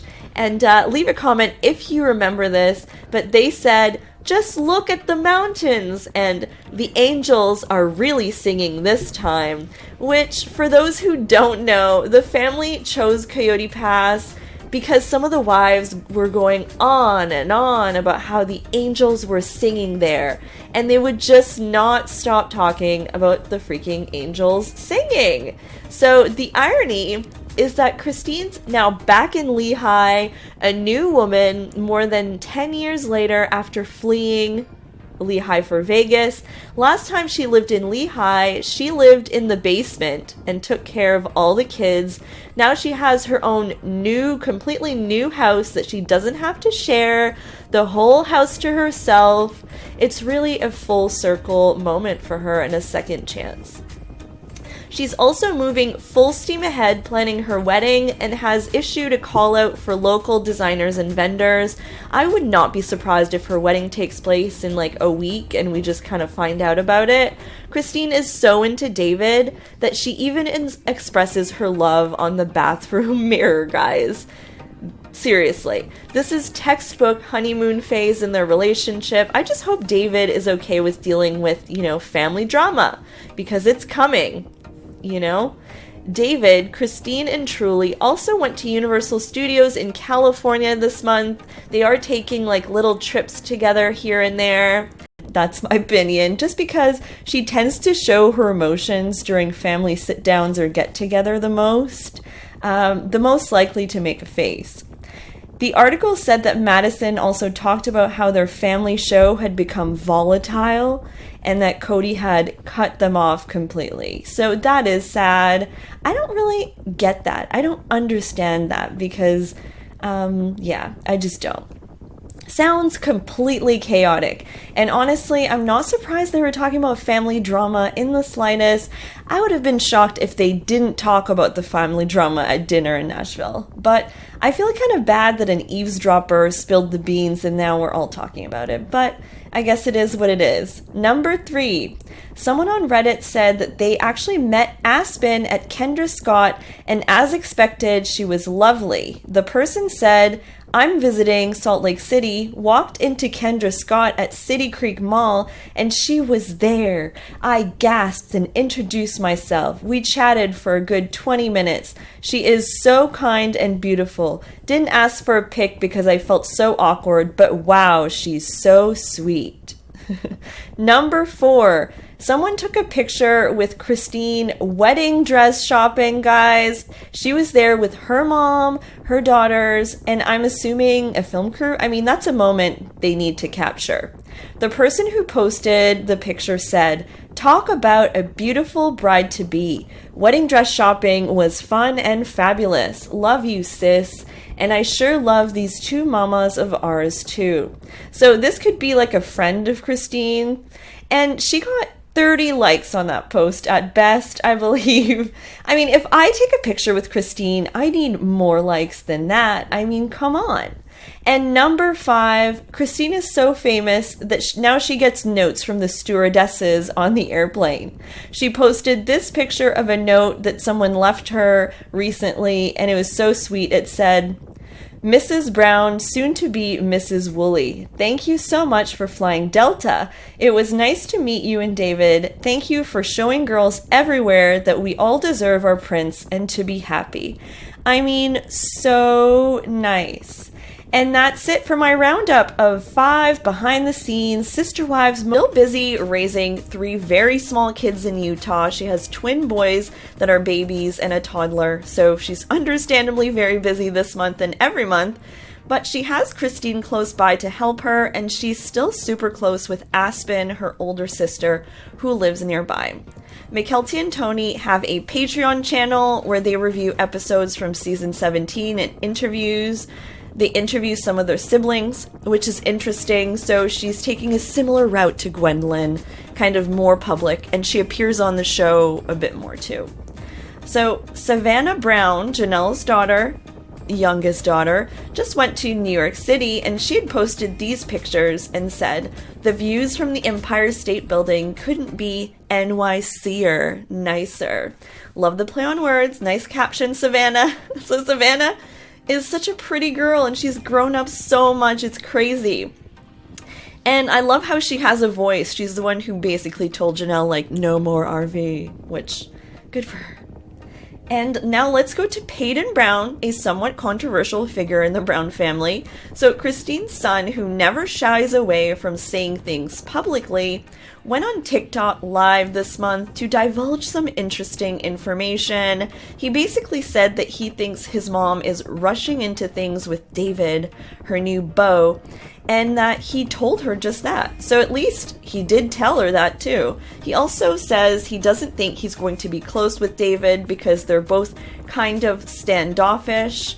I know a lot of fans don't agree with this. I see it in my comments that Christine deserves love and that sometimes love happens fast, etc. But Peyton's statement made me think about what the other kids think in the family, or does anyone in the family agree with Peyton? Like, is it a bit rushed? So, you know, love bombing is a real thing, guys. Anyways, I wonder if Janelle thinks it's rushed. This is clearly a polarizing subject in the sister wives world right now, but as long as Christine is happy, I mean, that's all that really matters, right? And I hear Truly likes him, so all good. Peyton currently lives around 30 minutes away from Christine, so he is nearby too. So overall, some of the kids are more public than others, and they also seem to ask her to ask or call her. There were also fans who thought that Gwendolyn kind of low-key shaded Christine in a video about her parenting a little while ago. Anyways, how many feuds can one family have? We don't know why Gwen didn't go. I'm sure she'll reveal it. But having 18 kids with 18 personalities is definitely messy. OK Magazine said that a publication is claiming that Mary actually does not have an Arizona address, even though she told Robin and Cody, remember, that she would get one to keep in touch or whatever. Apparently, they're saying that Mary's only address listed is the BNB. If that's true, I hope that's right. You all know how I feel about the Mary and Robin toxic relationship and how I'm upset about it. And in more wedding news, a ton of wedding pictures came out, guys. And one thing that was confirmed is that Isabel actually does have a boyfriend. This was soft launched on Instagram. And also Mykelti kind of confirmed it too on her Patreon. So cat's out of the bag. Isabel is in a relationship and they look really cute together, honestly. And there were other couples there at the wedding. There was Hunter and Audrey, and Mykelti also said that, you know, maybe they'll be the next ones to get married. And there was Logan and Michelle, you know, and I don't know, like, I guess they're all growing up, getting married. I didn't see Gabriel's girlfriend with him, so I don't know what's happening with that one. I mean, people break up, so maybe they did. I don't know really what's going on there. But everyone looked really happy. Mykelti said that they all had to wear, like, fall colors, so they had very fallish dresses, like burnt orange and things like that. And it was just like, it seemed like a very lovely event. Alright guys, so thanks for listening the whole way through. If you like this video, like it, and don't forget to subscribe. I have so much more content on Sister Wives coming up, including Season 9 full recap coming through soon. Bye guys! Why are you so weird? I'm the weird one. I'm trying to get Mary to tell Cody that have, you know, a wide ranging of opinions about things. I mean, in such a big family, there's bound to be very different views on everything and different lifestyles. And the Browns are no different. They also have tons of family drama, like most families, let's not lie. So, but most of them actually do well for themselves and are succeeding in life. Alright, so don't forget to like and subscribe to this channel. Bye guys! This Sister Wives update is a deep dive about Robin and Janelle's feud, their shady moments towards each other. I mean, we've all seen those moments. Although things seem much worse between them last season, they've always had a tense relationship full of subtle shade, almost like frenemies. Let's start from the beginning. In the first few seasons, Janelle seemed pretty icy about Robin. She was most worried about the fact that Robin didn't work and that now their finances had to go even further to support her and her 3 kids. That was a whole episode they did on finances, and that was a very Janelle thing to worry about. Let's also not forget that they had struggled pretty bad with finances in the past. Mykelti even said that when she was little, they would basically eat food scraps in Wyoming, or bread scraps or whatever. But overall, we saw Janelle kind of try with Robin in the early years. She seemed to just kind of like go with it, but wasn't like super eager to be BFFs or anything. In a season 2, episode 2 episode, when they're in Wyoming at Cody's parents' ranch, hiding from the paparazzi, there was a shady moment already. The kids were at this big rock exploring. It's a huge rock. They're all climbing on it. Robin's yelling at her kids, "Get down! Sit down!" And Janelle says she was trying not to laugh at Robin. She clearly was judging her, and Robin says she's tired of being the referee and that the other wives don't care unless the kids are bleeding. So clearly just different approaches and some shade thrown. When Robin announced that she was pregnant, this would have been with Solomon in Vegas. So this goes to show the delay here. So for fans of the show who follow Mykelti at all, this was not a shock. It was just nice to see the moment where this happened. And the first thing she says, Christine says, is, "Are you excited to only get pregnant one more time?" Mykelti says, "Yes, we're done after this." So I guess Mykelti is not going to have 6 kids like her mom. Just wild guess. But I found it interesting. That's the first kind of thing that she was talking about here. So Peyton is like, "Mom, you can hold one as Mykelti holds one." And this made me laugh. It was kind of stating the obvious, and we just love Peyton. And then she shows the iPhone recording the scene, the sonogram for the whole world on national television to watch. Her uterus is out there. I mean, this is an exciting twist, but so far back in the past that I cannot. Here's a look at the twins now, actually, at a pumpkin patch. They recently went to one. Mykelti said under this post, "All leaves and pumpkins, please. Last year, these boys were very uncomfortably inside my womb, and now they're almost one. It's crazy how fast life passes you by. What an incredible year this has been. I'm overjoyed, looking forward to the next years." Mykelti is truly thriving as a mom of 3, and Tony, I mean, we all love Tony. He's such a good partner for her. Now, let's get to the episode descriptions for episodes 11 and 12. So, episode 11 is called Airing the Dirty Laundry, and that is airing this weekend. It says, Christine is ecstatic when Mykelti tells her she's having twins. Then, Mary reveals that while out for their anniversary, Cody finally admitted he no longer wants a relationship with her, and she is forced to consider ending her marriage for good. This hope that Mary keeps talking about on camera is just so heartbreaking and triggering. She needs to completely break free. So on Fridays with Friends with Jen that she films on Instagram, someone had asked her recently if she would ever consider polygamy again, and Mary kind of sees her third teaser. Robin is still crying, and she says it feels disrespectful almost to be happy with Cody at this point, and she seems to be struggling about that. Susie assures her that Christine, Mary, and Janelle all said to her that they want them to be happy.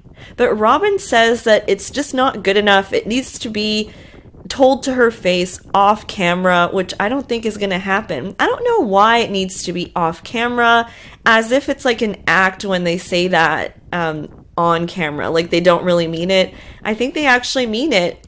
Suki says that Robin needs to be released by her other sister wives somehow or something, because she just cannot let go of her quote-unquote commitment to the other wives and kids, even though she ruined their gift exchange and won't really allow her kids to spend time with them, basically, based on what we hear from Mykelti. So this actually doesn't really jive. It doesn't really make sense. She just cannot wrap her head around the fact that their big polygamous family is over. She still imagines that she has these relationships with these women, especially Christine Janelle. I mean, it's crazy to me that she thinks that there's any relationship there. She's in La La Land, denial here, in Tell All Part 3, and I hope you enjoyed my little analysis of the 3 teasers. Let's see what the full episode brings for Sister Wives Season 18, Tell All Part 4, and then we'll have the spin-offs to talk about. But who would you crown the winner of all the tell-alls so far? Honestly, I don't even know. I need to watch the last part to figure all that out for myself. But after my last recap, I will crown a winner of the tell-all who performed, who expressed themselves better, who is the most kind of relatable, because I feel like some of them were kind of dancing around topics and not really answering questions a little bit. Like, give it to me straight, right?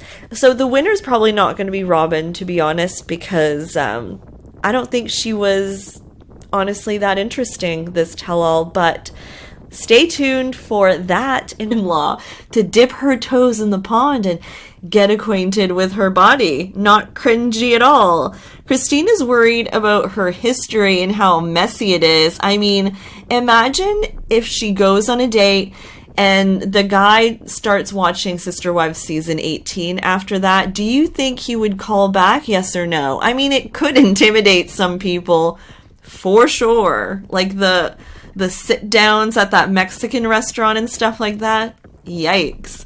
In another teaser, Janelle recalls that she felt like she knew Cody when she met him. She's kind of alluding to the fact that they're soulmates. And, she says that she's the one who brought it up to him, that she wanted to be in his family. And he said something like, okay, let's pray about it. Janelle liked the way that he treated Mary, ironically, because, It's crazy. I thought he said he never loved Mary. Anyways, that was the lure for Janelle. He was a good husband to Mary, she thought. Which is ironic because I thought he said something about how he didn't love her. Anyways, Christine also says that she had a spiritual witness to marry Cody. And she kind of had a spiritual witness when she knew she had to leave. So I guess maybe her intuition's right on? I don't know. Janelle insists that she would actually do it all again, but that maybe their marriage has an expiration date, although she didn't think that marriages did. Janelle is, in my mind, being forced out, but she's in a weird limbo here because she's just not ready to fully step away, and it kind of looks like Cody's not ready to fully step away. It's like they have 1 foot in, 1 foot out. So I guess we'll just see how it goes. I think that Mary is way farther down the path of breaking up. Now, let's go to the episode descriptions for the next few weeks, which for some reason I have trouble finding these sometimes on Reddit. I don't know why. But I got them, guys. It's episode 13, The Elephant in the Room. The official description says, Cody and Robin reunite with Janelle and Christine on a family video call to reveal the gender of Mykelti's twins. In pair 1, Mary continues to struggle her taxes. Notice she's not saying the family's taxes. She's doing her own. So maybe Cody and Robin got their own accountant now. But she got her highlighters ready. But just like all of us, she's procrastinating on that. She says, it's tax prep weekend for me, ready to get my stuff prepped for my accountant. And yes, I love highlighters for paperwork. But the interesting phenomenon is, as soon as I begin this task, all of a sudden, the closet cleaning projects, and room organizing that haven't been on the priority list become urgent and interesting. Same girl, same. We are all on the procrastination bandwagon.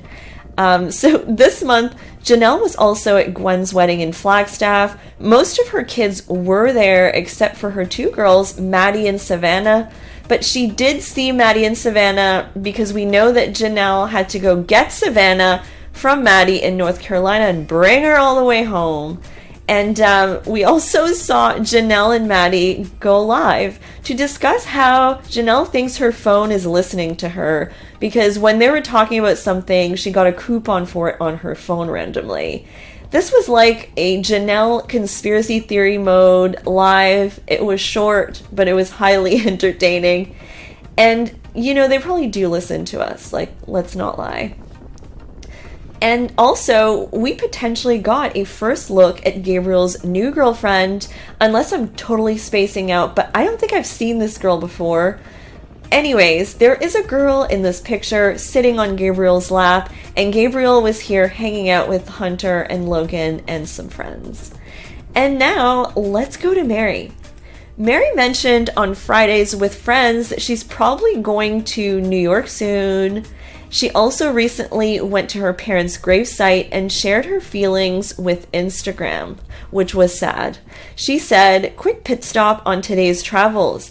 Miss these 2 amazing humans. Miss their wisdom, their laughter, their love. Nothing feels as lonely some days as when you don't have mom and dad with you. Nothing can replace them. So many sweet memories of them will live on, and hopefully I can share a small spark of their light with the world.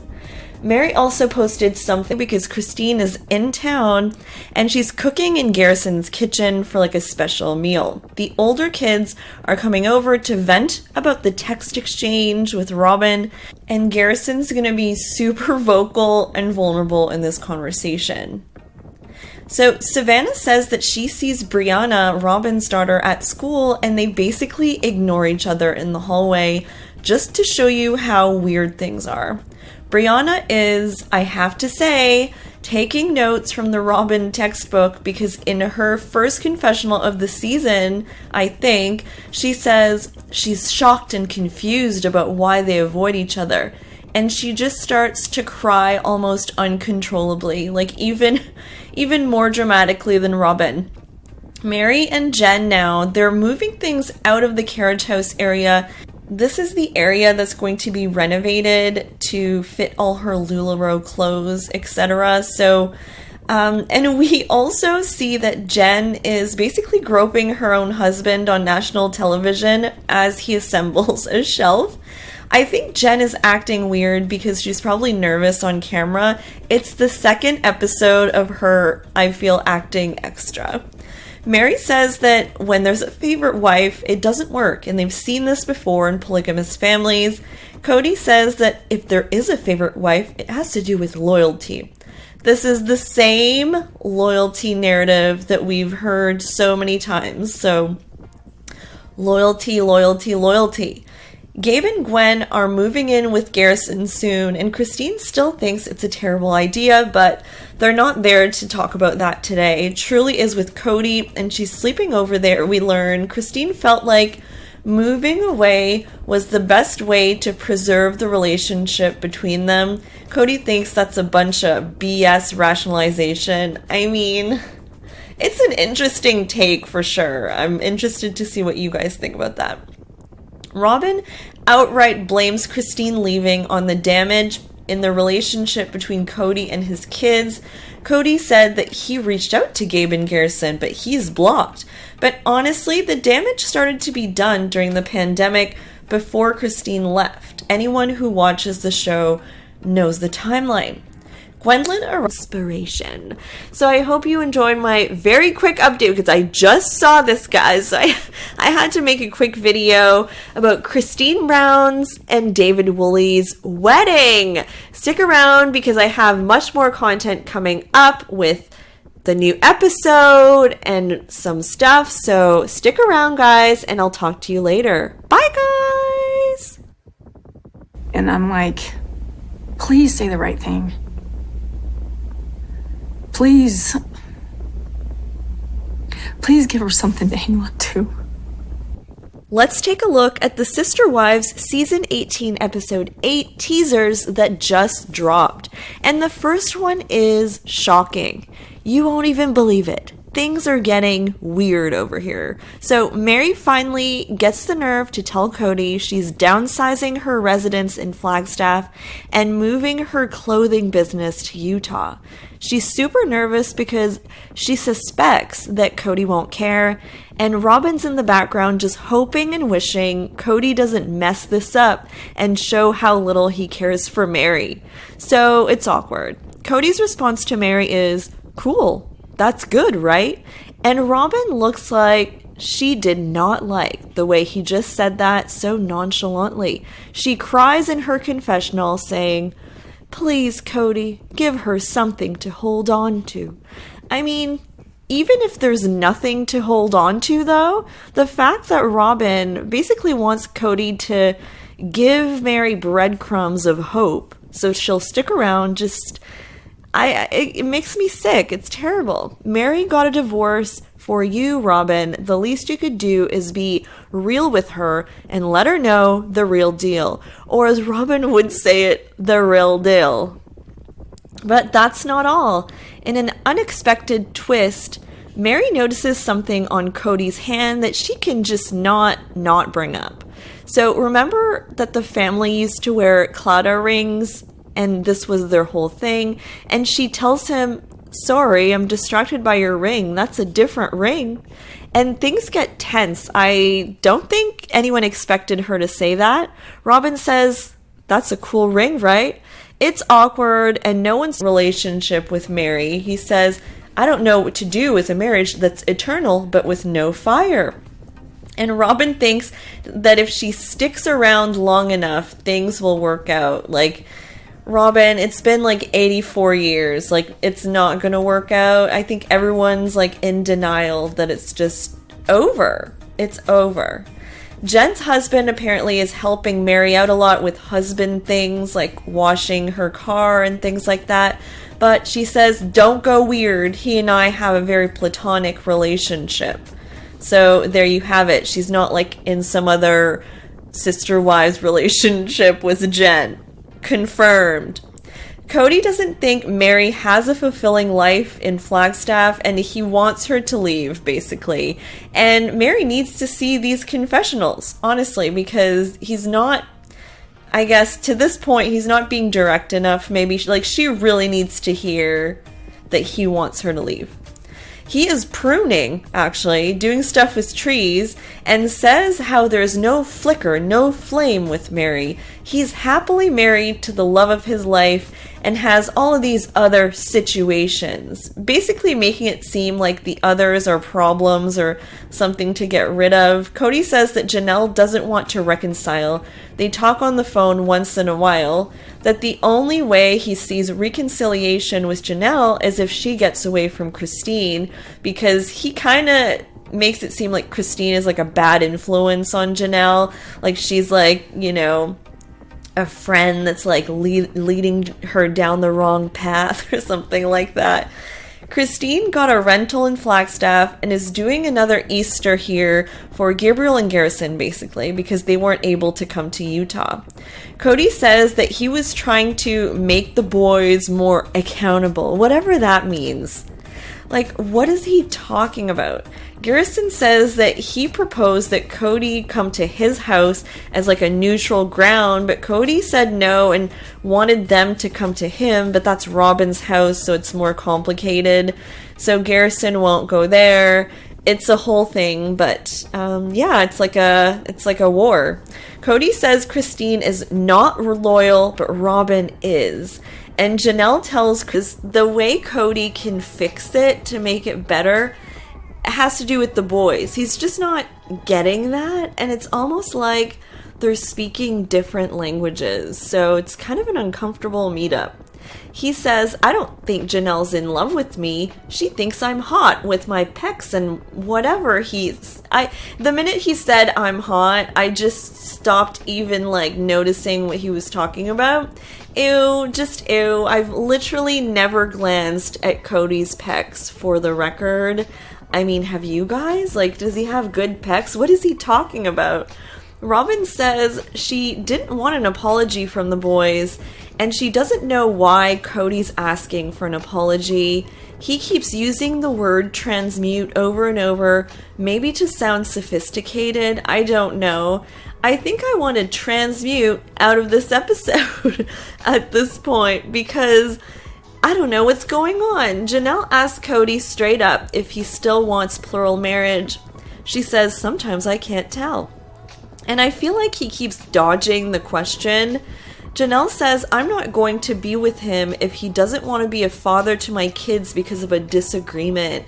Facts. What type of parent writes off his kids over a disagreement, no matter what age, right? I don't get this whole, I care about them when they're small, but when they're big, I don't care anymore. Like, what? I don't understand that. Cody says that he needs to figure out plural monogamy now, a husband with two families that don't interact, because Janelle has no interest in interacting with Robin. Cody thinks that Janelle wanting to separate for a bit is a punishment way beyond the crime. The crime is not being a good parent to her kids, so the crime is pretty big here. I mean, if we're saying it how it is. Janelle brings up that she doesn't have an estate, and Cody says that Janelle has the same assets as him. Is that really true, though? I feel like it's not. Cody says this sounds like it's about money for Janelle. He's not getting it. She's just trying to say she doesn't feel safe with her financial situation. It doesn't feel like it's fair. And Cody says something like, our house is the family's house. I mean, no, that's season 18, episode 6. They're really good. And guess what? There are four teasers, guys. I'll also talk about the description for episode 7. Teaser 1. Cody and Janelle meet for the first time since their big Christmas fight where Janelle told Cody, F you, and they're back at the same restaurant that Christine and Cody met at in episode 1, so I don't know if that's a good thing or a bad thing. It's the Mexican place with the red walls. This teaser is from People magazine, and it starts with Janelle basically saying that Cody needs to be a man and stop saying that the relationship is crap because Christine left. This is a new outfit for Janelle, by the way, in her confessional, and from the sounds of it, it probably was filmed after she left Cody because the gloves are off in this confessional. She says, "Separate your relationships and pay attention." The awkward silence at the restaurant is so deafening and cringe. It's so awkward. Janelle says that she wants to stay separated for now. Cody is shocked for some reason. She does offer the idea of counseling and says that she's not throwing in the towel yet, but she wants to be separate so she can clearly think about what she needs out of the relationship moving forward. And then Cody goes on the same old tangent about how Christine blindsided him. And Janelle says in her confessional she's not buying that because she says, and I quote, "He's been telling me for years that he wasn't attracted to Christine and that he was struggling in their marriage." Janelle says, "I would have left his ass the first time he said that to me." Boom! I love this new confessional vibe for Janelle, honestly. She's way more aggressive with it, let's say. I mean, staying in a relationship where your husband is literally telling the world and other wives that he's not attracted to you, I can't think of anything more degrading. It's beyond. I mean, come on. Anyone with self-respect would have left. Cody can't say a thing. And by the way, Christine is so pretty. I think she's gorgeous. So I don't know where that's even coming from. Let's go to the next teaser. This run is from today. So in this one, Christine says that she's nervous about dating again and not ready. But I mean, she's not that nervous because she hired a matchmaker. You don't hire a matchmaker if you're not ready, but here we are. She says she wants a bald man with tattoos driving motorcycles. She just wants Cody's complete opposite. And by the way, she did get bald, but not sure if David has tattoos or a motorcycle. He might. Christine says that she's done with polygamy and she's going for monogamous this time, which is very clear. But someone, I think Mitch in the scene, asks her, "Have you concluded that polygamy doesn't work?" But she doesn't really want to say it doesn't work because her kids are from polygamy, so she doesn't want to say it. In the next teaser, number 3, this one is from E. Cody invents some new term saying plural monogamy is a thing, and that's what they're actually living because they're only concerned about what's happening in their own home, Janelle and Robin. So they don't want to function as like living together and don't basically care about each other, basically. So it kind of sounds like Cody in this weird way is saying, you guys aren't good enough to live polygamy. I don't know. This whole term seems to be invented unless you guys know that it's actually a real thing. Janelle says she's just not sure their marriage can be saved, and Cody never once says that he really wants it to work or anything like that. I'm just not feeling the enthusiasm. He just kind of seems like, oh, okay then. This one, and this is the last one, is from E as well. Mary expands on her idea to bring her clothing business, I guess probably LuLaRoe, but she doesn't say LuLaRoe, to the B&B, which would mean less time spent in Flagstaff. She confides in her friend Jen, the one that she does her Instagram lives with.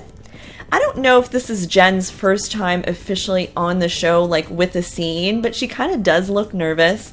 Mary's nervous about how Robin will react. She thinks that she has not spoken to Cody since her birthday in early December, and it's now mid-January. Poor sweet Savannah. That is so unfair. She's like collateral damage.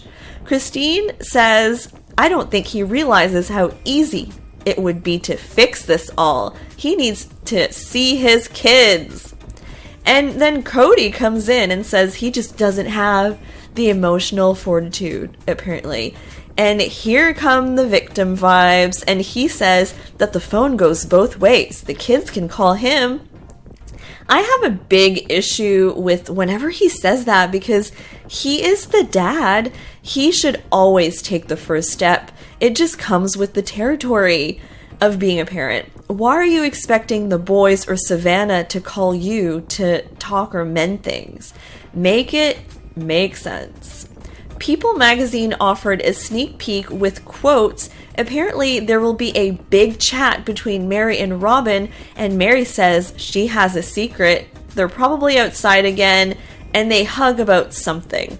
The article said that from Christine's perspective, and I quote, she said, "I thought naively that we would be able to all get together again for the holidays and family functions and still have family reunions together. Even with me leaving, I really felt like we could be mature enough and adult enough. But as of right now, I don't see that being possible. I just don't. There's so many things that are broken now. We're just not a family anymore." That is accurate. It's broken, and I'm officially worried. After last week, I'm seriously questioning Cody's mental stability with all that talk about I'll be the devil you know now and how he wants to run away. What is going on there? And now let's talk about the description for season 18, episode 6. This one is called The Understatement of the Year, and I think it's going to be a good one, guys. It says, Christine reveals she's hired a matchmaker. Mary makes plans to move her business but worries about how Robin will take the news. Janelle meets with Cody for the first time since their huge fight and asks if he still wants plural marriage. I mean, yes, Mary almost making her exit here to ask him about symptoms, but forgot that it was his birthday. All in all, don't understand why Cody isn't more attentive to his relationships with his older children. I mean, they're amazing. It was hard to see them not understand each other at all. Another son that Cody is kind of feuding with is Garrison, Janelle's other son, who also had a lot to say about the rules. Garrison argued that he also wanted to have a social life, during the pandemic, and Cody insisted that he should move out. But Janelle wanted him to stay home so he could save for a house, which is totally understandable. Any mom would do that. Garrison actually did buy a house in Arizona. He's a homeowner of a 4-bedroom and 2-bathroom home, so I guess Janelle kind of won in this case. Cody said at the reunion that he is still angry at the boys. He said, "We need therapy. I've gotten to the point where I'm so angry about what happened that we're not communicating, and I think they are too." Yeah, maybe a little bit of therapy would be helpful. I just honestly, can't we all get along? I mean, some of these feuds are so historical to the family, they're long-standing, but kind of interesting to talk about. So I appreciate you guys watching the whole way through, and if you like this video, give it a like, and please subscribe to my channel for more Sister Wives content. Bye, guys! Today, we're diving into the world of Sister Wives and their land, Coyote Pass. There are a million reasons why Coyote Pass is a broken dream for Cody, Mary, Janelle, and Robin. Let's take a closer look at the property itself and the controversies. The Brown family's move to Coyote Pass has been an ongoing storyline on the show. The property is a stunning 20-acre piece of land with breathtaking views of the mountains and valleys, a place where the wives famously said they heard angels sing. Well, the angels are probably not singing anymore. Here are the many reasons why perhaps the Coyote Pass dream and the fantasy of it all is officially over. Janelle, the Coyote Pass certified #1 fan, seems to have thrown... It's a very, very, self-deprecating situation. How his anger was a turnoff for Robin, apparently. I mean, yeah, it is a turnoff to be, super angry and weird in confessionals like that. Any woman would run the heck away, right? Well, basically, Cody was oversharing with Robin, probably more than he was in his confessionals. I mean, can you imagine? But in this teaser, Cody's interview was way more interesting than Robin's, I do have to say, in this teaser. In another teaser, Christine talks about how she doesn't trust Robin because she does one thing and then says another, which she has actually said this in interviews. This is not new information. Christine distrusts because Robin says she wants a big family and how she's mourning and everything, but then does all these separate things with Cody. It just does not make sense. Suki is like, how can you have a relationship with Robin if you don't trust her? Like, Suki, really? Have you watched the darn show, Suki? Christine already told Robin, like last season, that she doesn't want a relationship. Christine says, no, I will not have a relationship with Robin. But she doesn't blame Robin for everything going wrong either. That's more of a group blame situation. And Mary says that her relationship with Robin is getting figured out, whatever that means, but obviously they're not as close as before. I mean, after Robin's freak out, I would question things too. She says things are different, and emotionally, Mary's just not 100% there yet to be friends with her ex-husband's wife. Totally get that. Mary says, I'm single. I don't have sister wives. And Mary talks about how Jen, her BFF, has her back 100%, but the other wives don't. But then she says Robin does. So basically she means Christine and Janelle don't have her back, basically, which no, they don't. I feel like there's no love lost between them, and it's because of past stuff, which hasn't been fully revealed. In another teaser, Mary accuses Cody of not telling her how he felt for a long time, leaving her to pine for him. And she says that when Cody told Robin in the finale that they had an agreement, all in like these Spanish-style rentals, far from each other, but within the same school district that they liked, that's how they chose where they wanted to be. And the teenagers, and probably especially Hunter, really struggled to adjusting to Vegas. So it's super ironic that Hunter is living there now as an adult working in healthcare. Fun fact. So eventually, a huge storyline was that they were trying their best to build new houses for every wife on a cul-de-sac, and getting approved for the mortgages was like no joke, because it was nerve-wracking, especially for Robin, because she had accumulated some debt coming out of her last marriage. But they did actually get the new houses built, and they were thrilled. Like, this was like peak happiness. Mary got her wet bar and thought she had the best kitchen. They were in a gated community, and apparently Robin had a trampoline and playground in her backyard. According to the Las Vegas Review, the first floor of the houses had like several den office spaces, plus a bonus room behind the kitchen. The master suites were mostly like on the first floor, and all the other bedrooms were on the second floor, with 2 bathrooms with full baths. So the houses were beautiful. It was a huge upgrade from wherever they had ever lived before. The family seemed to have a lot of great years in the cul-de-sac in Vegas, but Cody got the itch, seemingly out of nowhere in 2018, to move away and get away from Vegas, the place that he had pitched so well as like a fun place. Yeah, he was not enjoying anymore. And the wives weren't really on board initially, given that they were so settled there and that some of their kids were in the middle of their high school years. So he changed their mind, and they ended up buying the Coyote Pass property in Flagstaff, Arizona. Yes, despite the real estate agent telling them that the coyotes that go there have the plague. I mean, they loved the pond for some reason, saw the angels singing, and just went for it, selling their homes in the nice cul-de-sac that they had tried so hard to get, and moving once again into rentals far away from each other in Arizona, until, you know, whenever.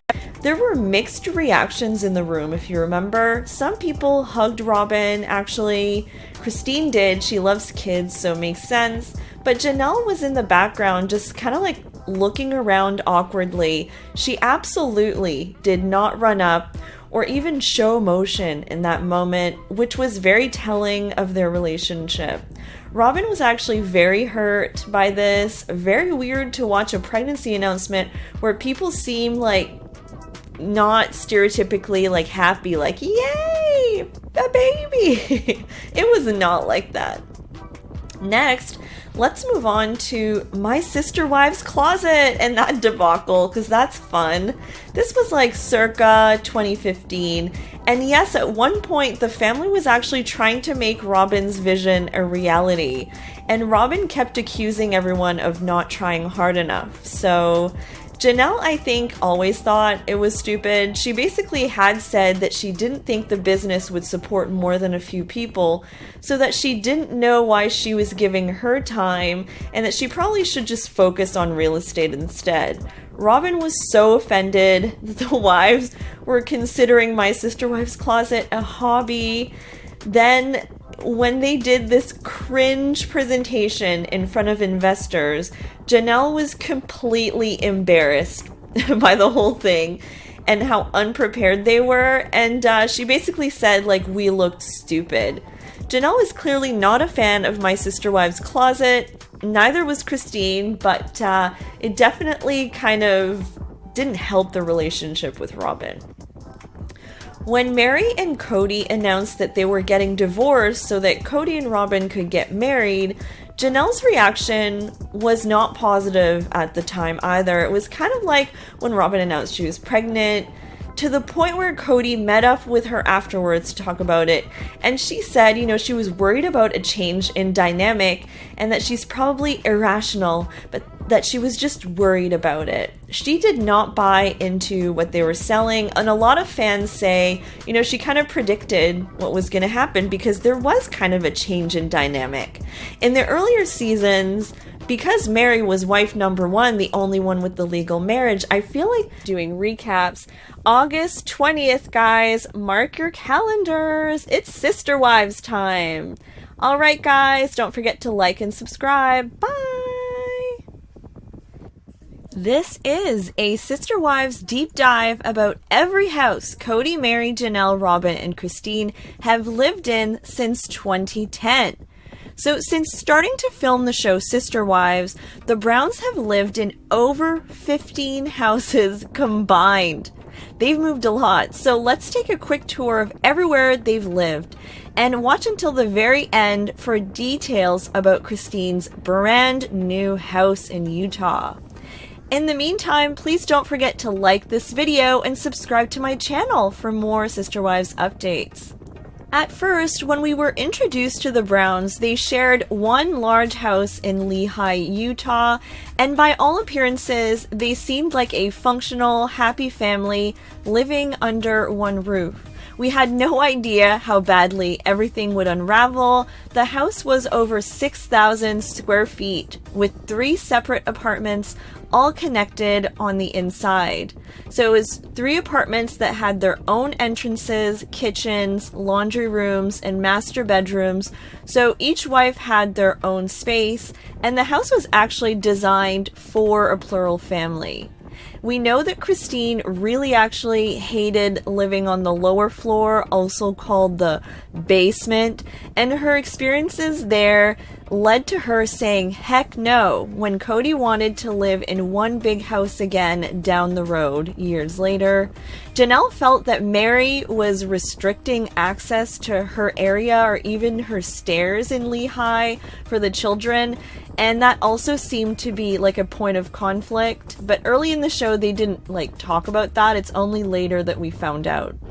The Browns ended up leaving the Lehi house in a hurry when they thought the police were investigating them for polygamy. In 2011, they packed their bags and basically ran away to Las Vegas, where they embarked on a new adventure in a new state. Cody had pitched it as a fun place full of games for the kids, but they started struggling immediately living apart.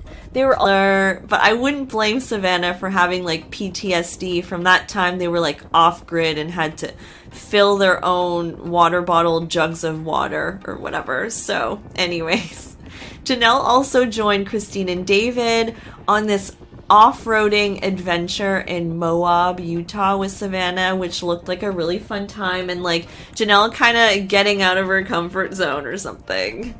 So, okay, so now let's talk about Mary. So Mary has been making these inspirational TikToks with little like peppy music. It's like kind of a similar style to someone called Mel Robbins, who's like an inspirational person.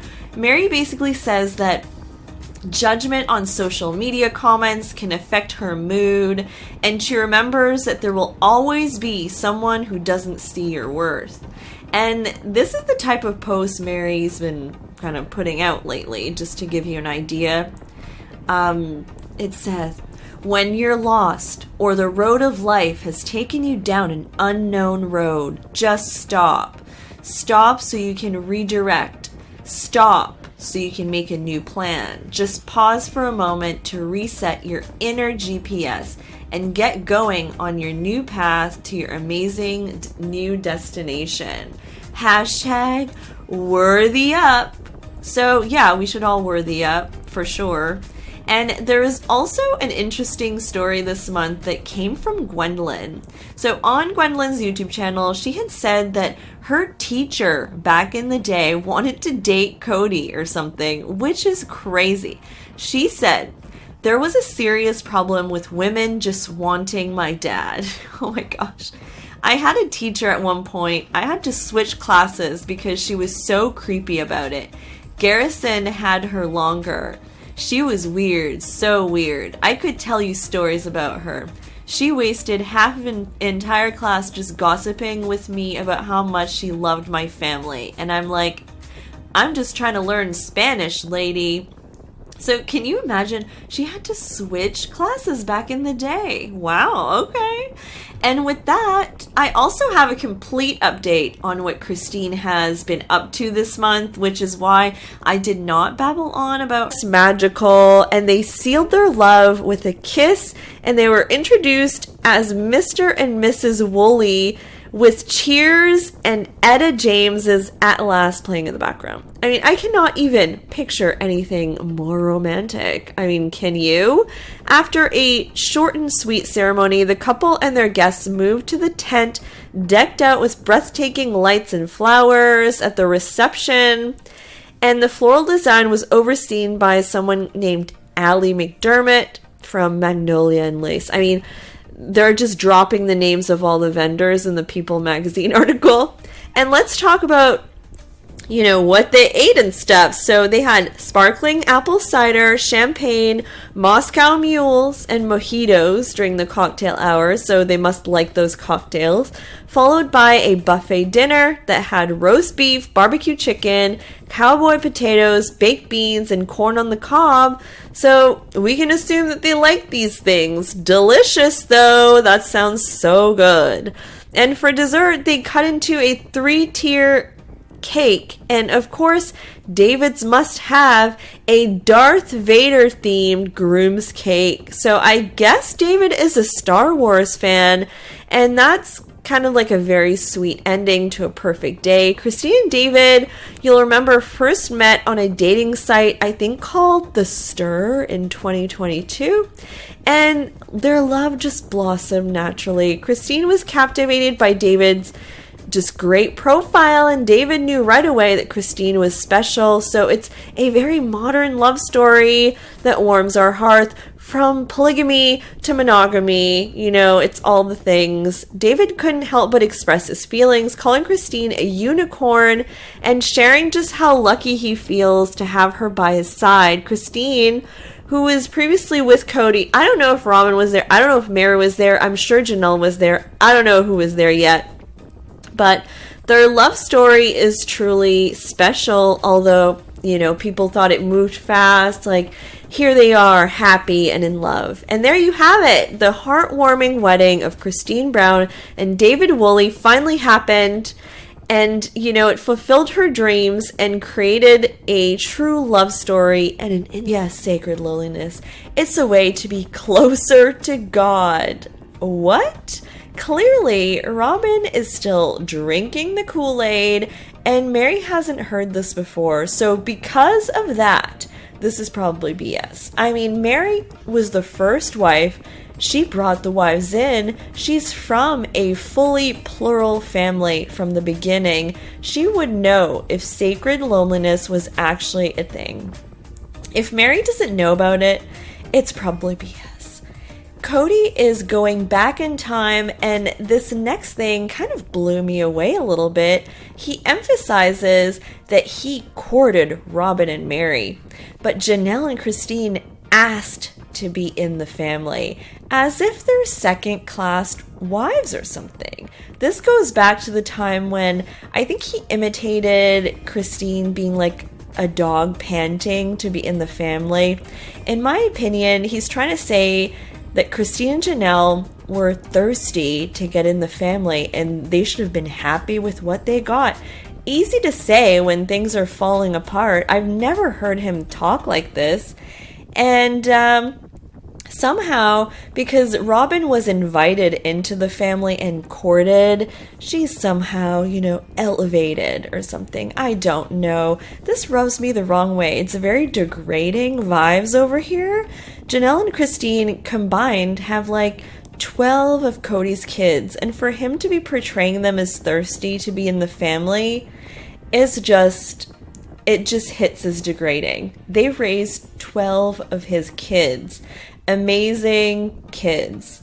Then Nathan, Cody's friend, they're driving, and Nathan is giving his deep thoughts on marriage. I don't even know why he's doing this.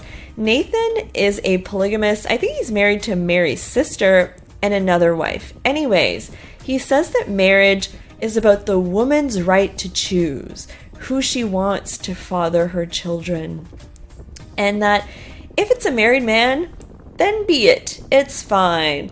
And if she wants to leave, she should also choose. I'm going to reserve judgment because Nathan seems like a likable guy. So, until I see more relationship with Mary, he says, I don't know what to do with a marriage that's eternal but with no fire. And Robin thinks that if she sticks around long enough, things will work out. Like, Robin, it's been like 84 years. Like, it's not gonna work out. I think everyone's like in denial that it's just over. It's over. Jen's husband apparently is helping Mary out a lot with husband things, like washing her car and things like that.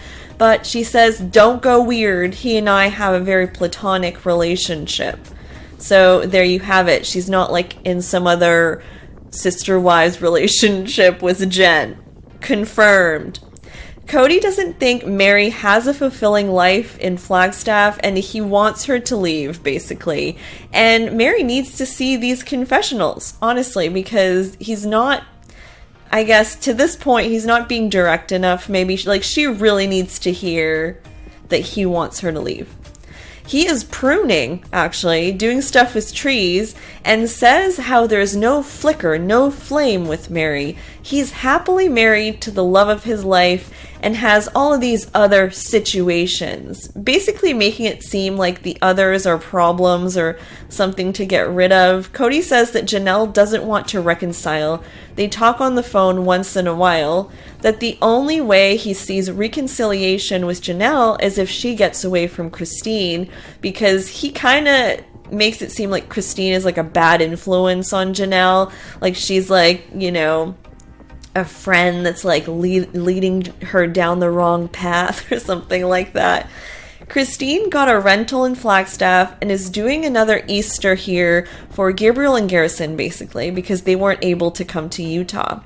Cody says that he was trying to make the boys more accountable, whatever that means.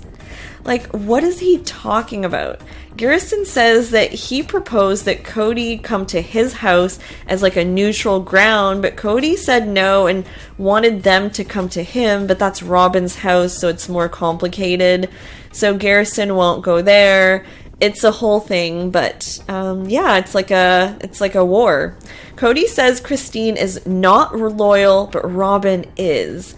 And Janelle tells something about how she's gonna have bad karma or something. It's just terrible. It's so toxic what they're saying about each other, and it's just, oh God help us. Like, how are they gonna where are they going to go from here? It's bad.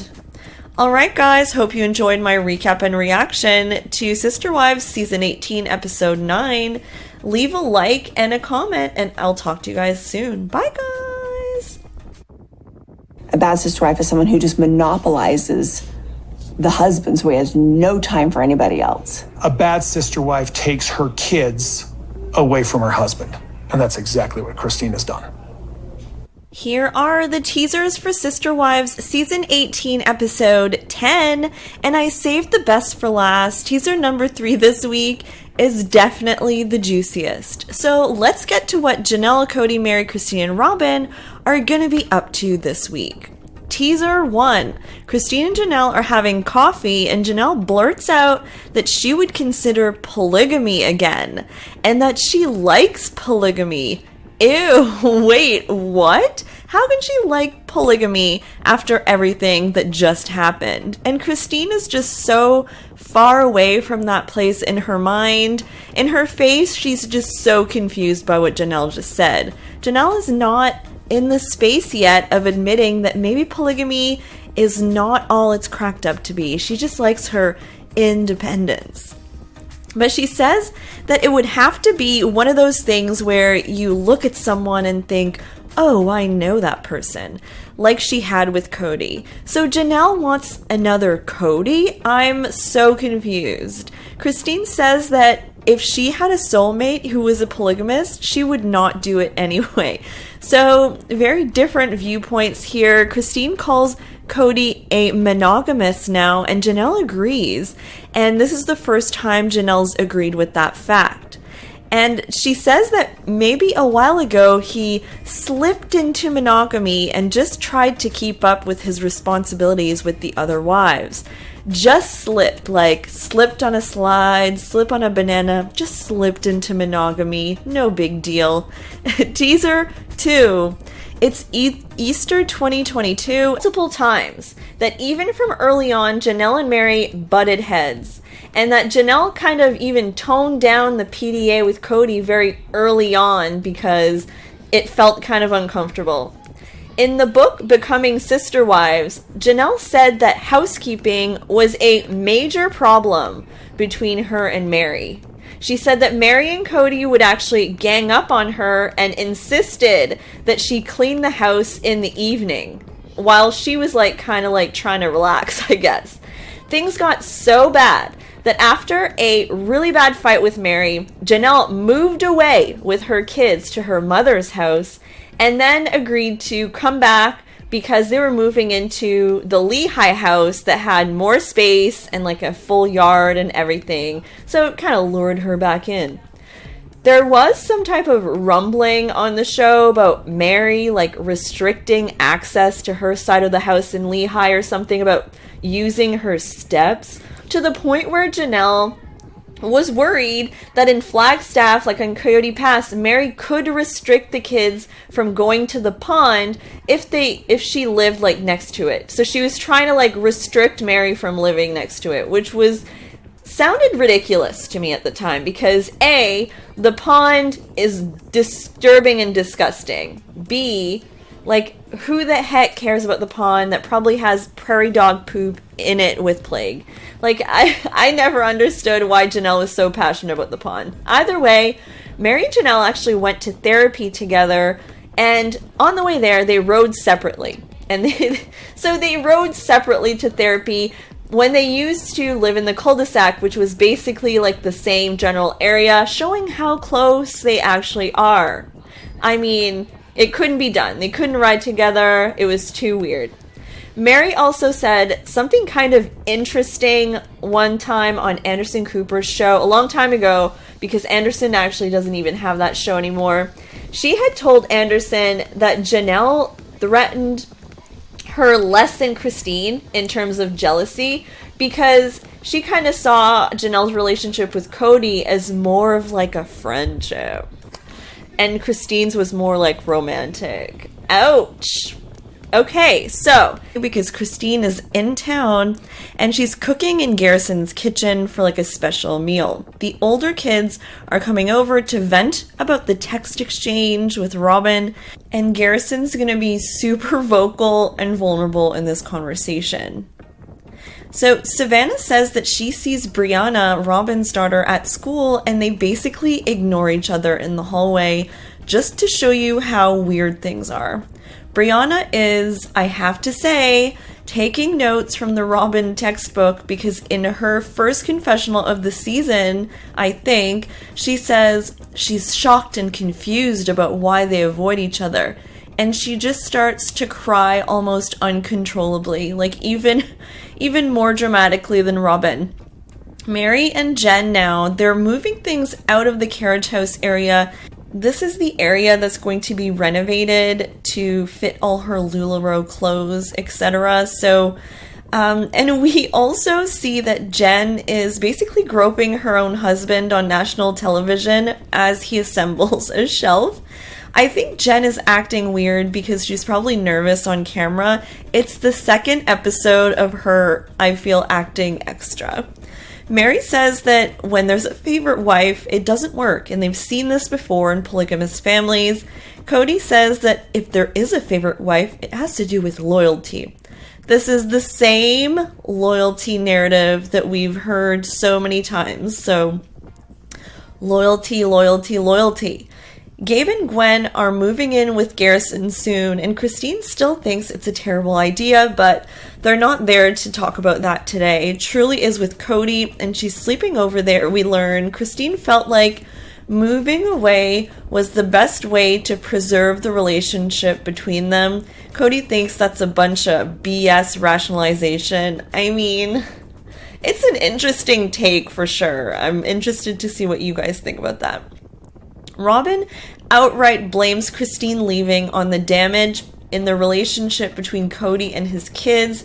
Cody said that he reached out to Gabe and Garrison, but he's blocked. But honestly, the damage started to be done during the pandemic before Christine left. Anyone who watches the show knows the timeline. Gwendolyn arranged about how, this is like a season of change for her, and she said, a time to shed resentment, pain, hurt, even those same emotions of others that I've been carrying that are not mine to carry. And I've noticed that Hunter as well has been liking her posts more and more. So he seems to maybe agree or support Mary, and Gwendolyn seems to have fond feelings for Mary as well. And, during her recaps, that's kind of evident to me. And she did once say that she thought that Mary was kind of like the real victim because she was kind of thrown to the curb in a way. So I think there's probably some sympathy for Mary, within the family. But you just never know with the dynamics. You never know which kid is close with which moms and which one doesn't like this mom. It's very complicated. It's a tangled web, those Browns. But I hope you enjoyed my August 2023 update for Sister Wives. Let me know what you think in the comments, and I will talk to you guys soon. Bye, guys! Have you ever wondered what the Sister Wives kids are up to now? Well, this Sister Wives update is for you. Let's dive into what the Brown kids are up to in August 2023. And we're going to go by mother, by birth order. So let's start with Janelle's kids. Logan Brown, who played a huge role in terms of helping to raise his siblings, is now 29 years old, guys. He lives in Las Vegas in his new house with his new bride, Michelle. And this month, Logan was at Gwendolyn's wedding in Flagstaff, holding babies and all that. And Janelle kind of insinuated in a caption that maybe Logan and Michelle may not want to have kids of their own. She had said at the end of a caption, "And before you guys say anything, Michelle and Logan's life goal is to be the funnest aunt and uncle ever." And of course, that's a personal choice. I'm not even sure that's what she meant. It's an enigma. Either way, Logan is doing really, really well. Now, let's go to the next brother who once called Logan John. Season 18, episode 6. They're really good. And guess what? There are four teasers, guys. I'll also talk about the description for episode 7. Teaser 1. Cody and Janelle meet for the first time since their big Christmas fight where Janelle told Cody, F you, and they're back at the same restaurant that Christine and Cody met at in episode 1, so I don't know if that's a good thing or a bad thing. It's the Mexican place with the red walls. This teaser is from People magazine, and it starts with Janelle basically saying that Cody needs to be a man and stop saying that the relationship is crap because Christine left. This is a new outfit for Janelle, by the way, in her confessional, and from the sounds of it, it probably was filmed after she left Cody because the gloves are off in this confessional. She says, separate your relationships and pay attention. The awkward silence at the restaurant is so deafening and cringe. It's so awkward. Janelle says that she wants to stay separated for now. Cody is shocked for some reason. She does offer the idea of counseling and says that she's not throwing in the towel yet, but she wants to be separate so she can clearly think about what she needs out of the relationship moving forward. And then Cody goes on the same old tangent about how Christine blindsided him. And Janelle says in her confessional she's not buying that because she says, and I quote, he's been telling me for years that he wasn't attracted to Christine and that he was struggling in their marriage. Janelle says, I would have left his ass the first time he said that to me. Boom! I love this new confessional vibe for Janelle, honestly. She's way more aggressive with it, let's say. I mean, staying in a relationship where your husband is literally telling the world and other wives that he's not attracted to you, I can't think of anything more degrading. It's beyond. I mean, come on. Anyone with self-respect would have left. Cody can't say a thing. And by the way, Christine is so pretty. I think she's gorgeous. Goes on a tangent about how Cody is different now and that she doesn't feel steady anymore and she wants to keep sticking it out with Mary. And no, just no, like hard no. Really, you're gonna ask Mary to stick this out and suffer? Really?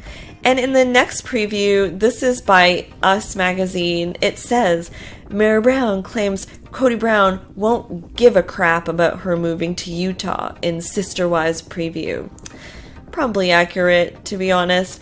And this is more of that scene with Mary and Robin where Robin says she wants Mary around and Mary says she's scared. Mary says that, yeah, Cody won't give a crap and she's scared that he'll interpret her kind of move-ish as the fact that she's leaving.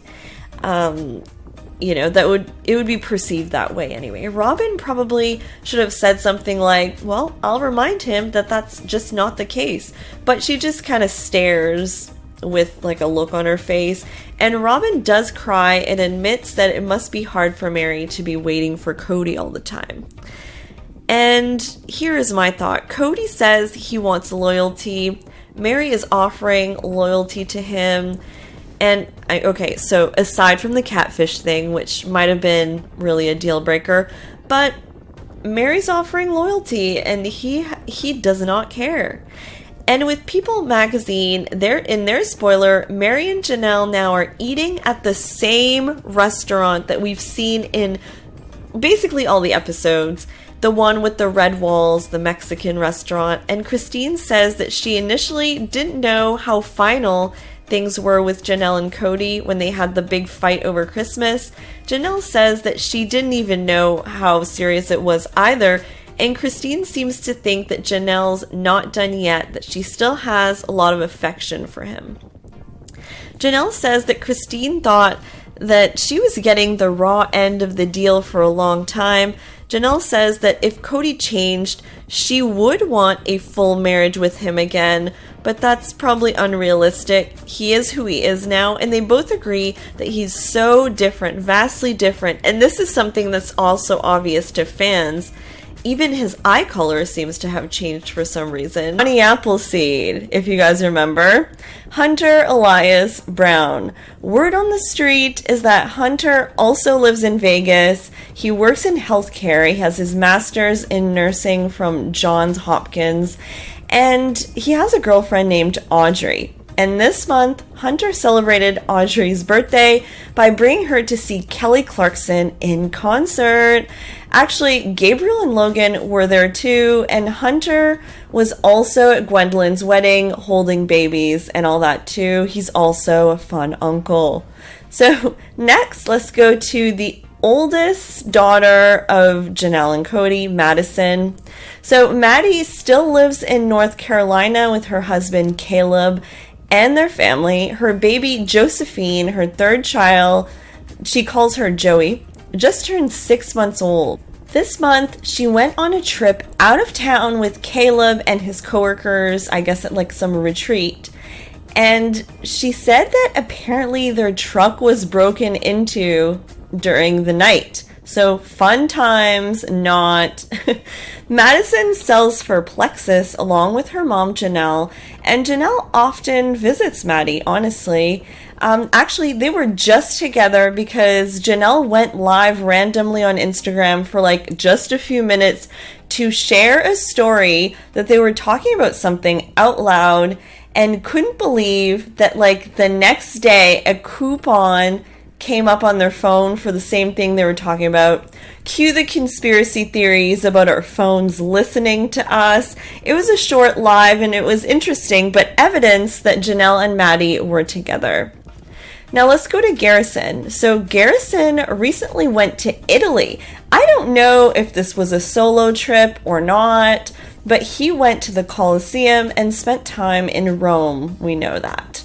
He's still into photography, and word on the street is that Garrison may have a girlfriend, but he probably wants to keep her off social media. Who knows? I mean, people have varying degrees of needs in terms of privacy, right?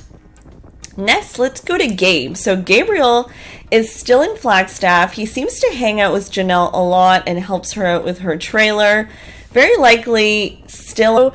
This goes to show the delay here. So for fans of the show who follow Mykelti at all, this was not a shock. It was just nice to see the moment where this happened. And the first thing she says, Christine says, is, "Are you excited to only get pregnant one more time?" Mykelti says, "Yes, we're done after this." So I guess Mykelti is not going to have 6 kids like her mom. Just wild guess. But I found it interesting. That's the first kind of thing that she was talking about here. So Peyton is like, "Mom, you can hold one as Mykelti holds one." And this made me laugh. It was kind of stating the obvious, and we just love Peyton. And then she shows the iPhone recording the scene, the sonogram for the whole world on national television to watch. Her uterus is out there. I mean, this is an exciting twist, but so far back in the past that I cannot. Here's a look at the twins now, actually, at a pumpkin patch. They recently went to one. Mykelti said under this post, "All leaves and pumpkins, please. Last year, these boys were very uncomfortably inside my womb, and now they're almost 1. It's crazy how fast life passes you by. What an incredible year this has been. I'm overjoyed, looking forward to the next years." Mykelti is truly thriving as a mom of 3, and Tony, I mean, we all love Tony. He's such a good partner for her. Now, let's get to the episode descriptions for episodes 11 and 12. So, episode 11 is called Airing the Dirty Laundry, and that is airing this weekend. It says, Christine is ecstatic when Mykelti tells her she's having twins. Then, Mary reveals that while out for their anniversary, Cody finally admitted he no longer wants a relationship with her, and she is forced to consider ending her marriage for good. This hope that Mary keeps talking about on camera is just so heartbreaking and triggering. She needs to completely break free. So on Fridays with Friends with Jen that she films on Instagram, someone had asked her recently if she would ever consider polygamy again. And Mary kind of sees everyone's doing their own thing, but I have never seen or heard of a 7-year-old who still has a pacifier. Never seen it. Never seen it. So let me know in the comments if this is something that you've seen before. Janelle's in a vacation rental with her boys and Savannah. There is this sadness that Cody's not showing up, and Janelle actually told the kids that they had a fight and that things were not well, and the kids were not surprised. Savannah says that Christmas was quiet but kind of nice, and Gabriel actually enjoyed it more than he thought. Cuts to Cody that says that Janelle is out of sight, out of mind, and that my loyal wife wants something special, so I'm blocking everything else. Of course, emphasis on loyal. Cody just does not give a you-know-what anymore. The gloves are off. Like, that was such shade. Since when is Janelle not loyal? I don't know. Anyways, they're having crepes, and there's this way too long segment about what Cody puts in his crepe. He calls it a French burrito, and it's disgusting. Like, did not need this fluff. Nathan and Cody now go on a drive with no destination. They're just driving around, and trust me, it kind of gets dark. Nathan says that his wife and Mary are sisters. Actually, we knew this. He's had 2 wives. The second wife actually ended up leaving him. So Cody and Nathan are bonding over this. Cody wonders if he can adjust to having a smaller family. He says, "Can I be monogamous?" And I'm thinking to myself, like, you still have a big family no matter what happens in your marriage. Like, you have all these kids. It's not like you have a smaller family. So I don't know really what he means here. He says that he courted Robin and Mary, but he had requirements for Janelle and Christine because they asked to be part of the family. There will be other wives and you will be committed to me, were the requirements, I guess. And bam, during the episode, Christine came in hot and posted this to her Instagram. It said, "It's really nice to be with someone who doesn't have any special requirements before we get married. I love being loved for who I am." According to Google, is a personality trait that denotes cunningness, the ability to be manipulative, and a drive to use whatever means necessary to gain power. Okay, don't know if I agree with that. I don't know where he came up with that even, but yeah, he says all sorts of things in those confessionals. Cody says that he had evil thoughts about Christine and says it's so like nonchalant, just like, "Hey, I've had evil thoughts about you. Fun times." And that it had to do with her ruining his big picture, which is a very familiar narrative to what Robin is always saying, the porch thing, remember? So maybe he and Robin wanted to all sit on the porch. I thought the porch was like just the sister wives. Anyways, then Christine calls him the heck out, and this is the best point in the teaser for sure. She says that his actions are actually to blame. You just can't stay at one person's house and expect the big picture of a big happy family to still be there. It's true. The big picture porch thing is such a fantasy, it's not even funny. All of the people in the family, you know, if you count all of them, there's so many people that actually don't even have relationships. So it's just not a happy family. So here are the official descriptions for episode 2 and episode 3, which just dropped. So episode 2 is called Thanks for Nothing. And it says, Christine and Cody struggle to keep things cordial. Then, Cody regrets the family being separated at Thanksgiving, and Peyton updates Christine on a situation between the kids and Robin. While Aurora gets her ears pierced, Cody reveals part of his past. OMG, Peyton makes an appearance in this one. Did not see this coming. So I'm kind of excited for that. And we have not seen Aurora a lot on the show lately, so I guess, yeah, we'll just kind of see. I guess she's getting her ears pierced. That must be like the light segment in the episode. Episode 3 is called Throwing Stones in Glass Houses. And it says Cody vents to his friends about his ongoing anger over his divorce. Janelle's sad that he was there because they weren't aware that I was like, yeah, you can come. So a few people were like, how dare you show up? But other than that, it was fine. Those people didn't say it to his face. Nobody says bad things to people's faces. They just gossip about it behind their backs. I mean, such a healthy communication style, right? That is not good. It's not good. So number 3, Gwen said that Robin and Cody basically didn't hang out with anyone at the wedding. They were just kind of there. Maybe to just say they were there, I don't know. The only person they really interacted with in the end was Mykelti. I guess she still has this loyalty to Robin from babysitting her kids early on. Gwen says Mykelti is basically one of the only kids that have a relationship with like Robin and Cody, I guess. Maybe there's more, but super awkward though to just not talk to anyone else and just kind of sit there in the background. They did help with Mykelti's kids apparently, which was nice. I mean, it can't be easy for Mykelti to keep a relationship with Robin. Number 2, there was an awkward hug with Robin, apparently. Gwen said that she figures Robin was surprised that she hugged her, but she thought it was good to extend an olive branch because after all, like, she was her guest, she was invited. Gwen had said, when I did give her a hug, she like stepped aside and looked like she expected me to like push her away and go around her. I felt a little bad. Robin, I would not be surprised that she feels like enemy number 1, and hopefully she does not look at social media comments or articles online.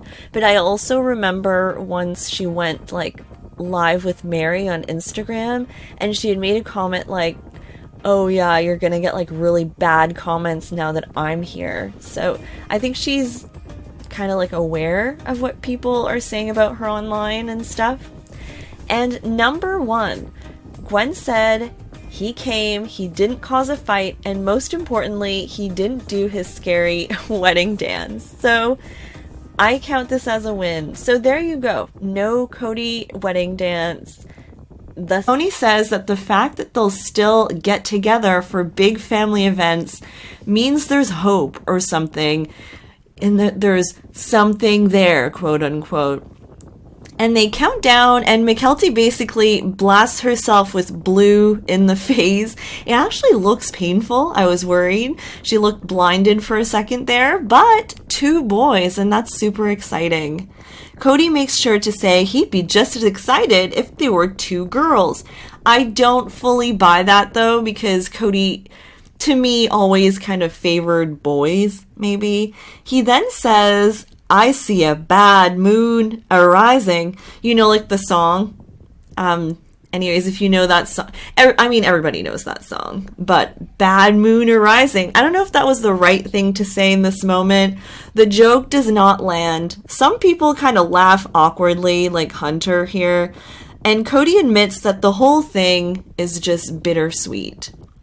Next teaser, Christine admits that Cody was the first boy she ever kissed, and that actually her first kiss was after they got married, which is probably why she got mad when Cody and Robin sealed their engagement with the kiss in season 1. Do you guys remember? Christine did not appreciate that. Probably because, you know, Cody probably made this rule for her that they wouldn't kiss. And Christine is now brave enough to think, you know what, maybe dating could be good, but also admits that she doesn't really go out or anything, so, I mean, how is it gonna happen? Tony proposes. Tony is so funny in this scene, though. His advice is like just classic. He says that maybe she should call herself Tina on the dating apps. And Mitch is concerned about the types of people she could find. and he thinks it should be farmers only. The husband's chiming in is just everything here. I mean, Tina? Really? And this is Isabel's goodbye dinner or something, and Mykelti and Tony say something like Christine should get reacquainted with her body because it takes practice. I mean, really? I mean, they mean well, but I guess they're just really comfortable just blurting things like this out on national television, telling their mother under a microscope. Christine also went with her girls to get supplies to tailor Gwendolyn's wedding dress recently. And surprise, Gwendolyn went live in the store. And Christine tried to act cool, but it did kind of seem like the live was like sprung onto them. They probably didn't expect to go live in like a store, like a random store, but it was entertaining to watch.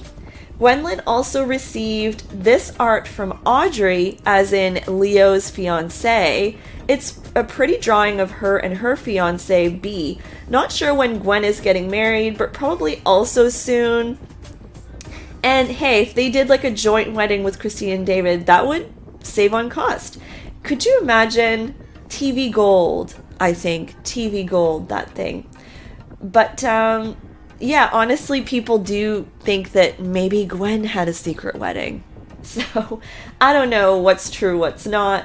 Speaking of truly, seems like her school is at walking distance from Christine and David's new house. Christine posted this picture, which apparently is on the way to the school. And yeah, wheat fields, guys, wheat fields are on the way. So let's go to Mary. So Mary had a pretty big month. She literally escaped the Sister Wives drama and went all the way to the UK on her own and documented the whole thing on Instagram.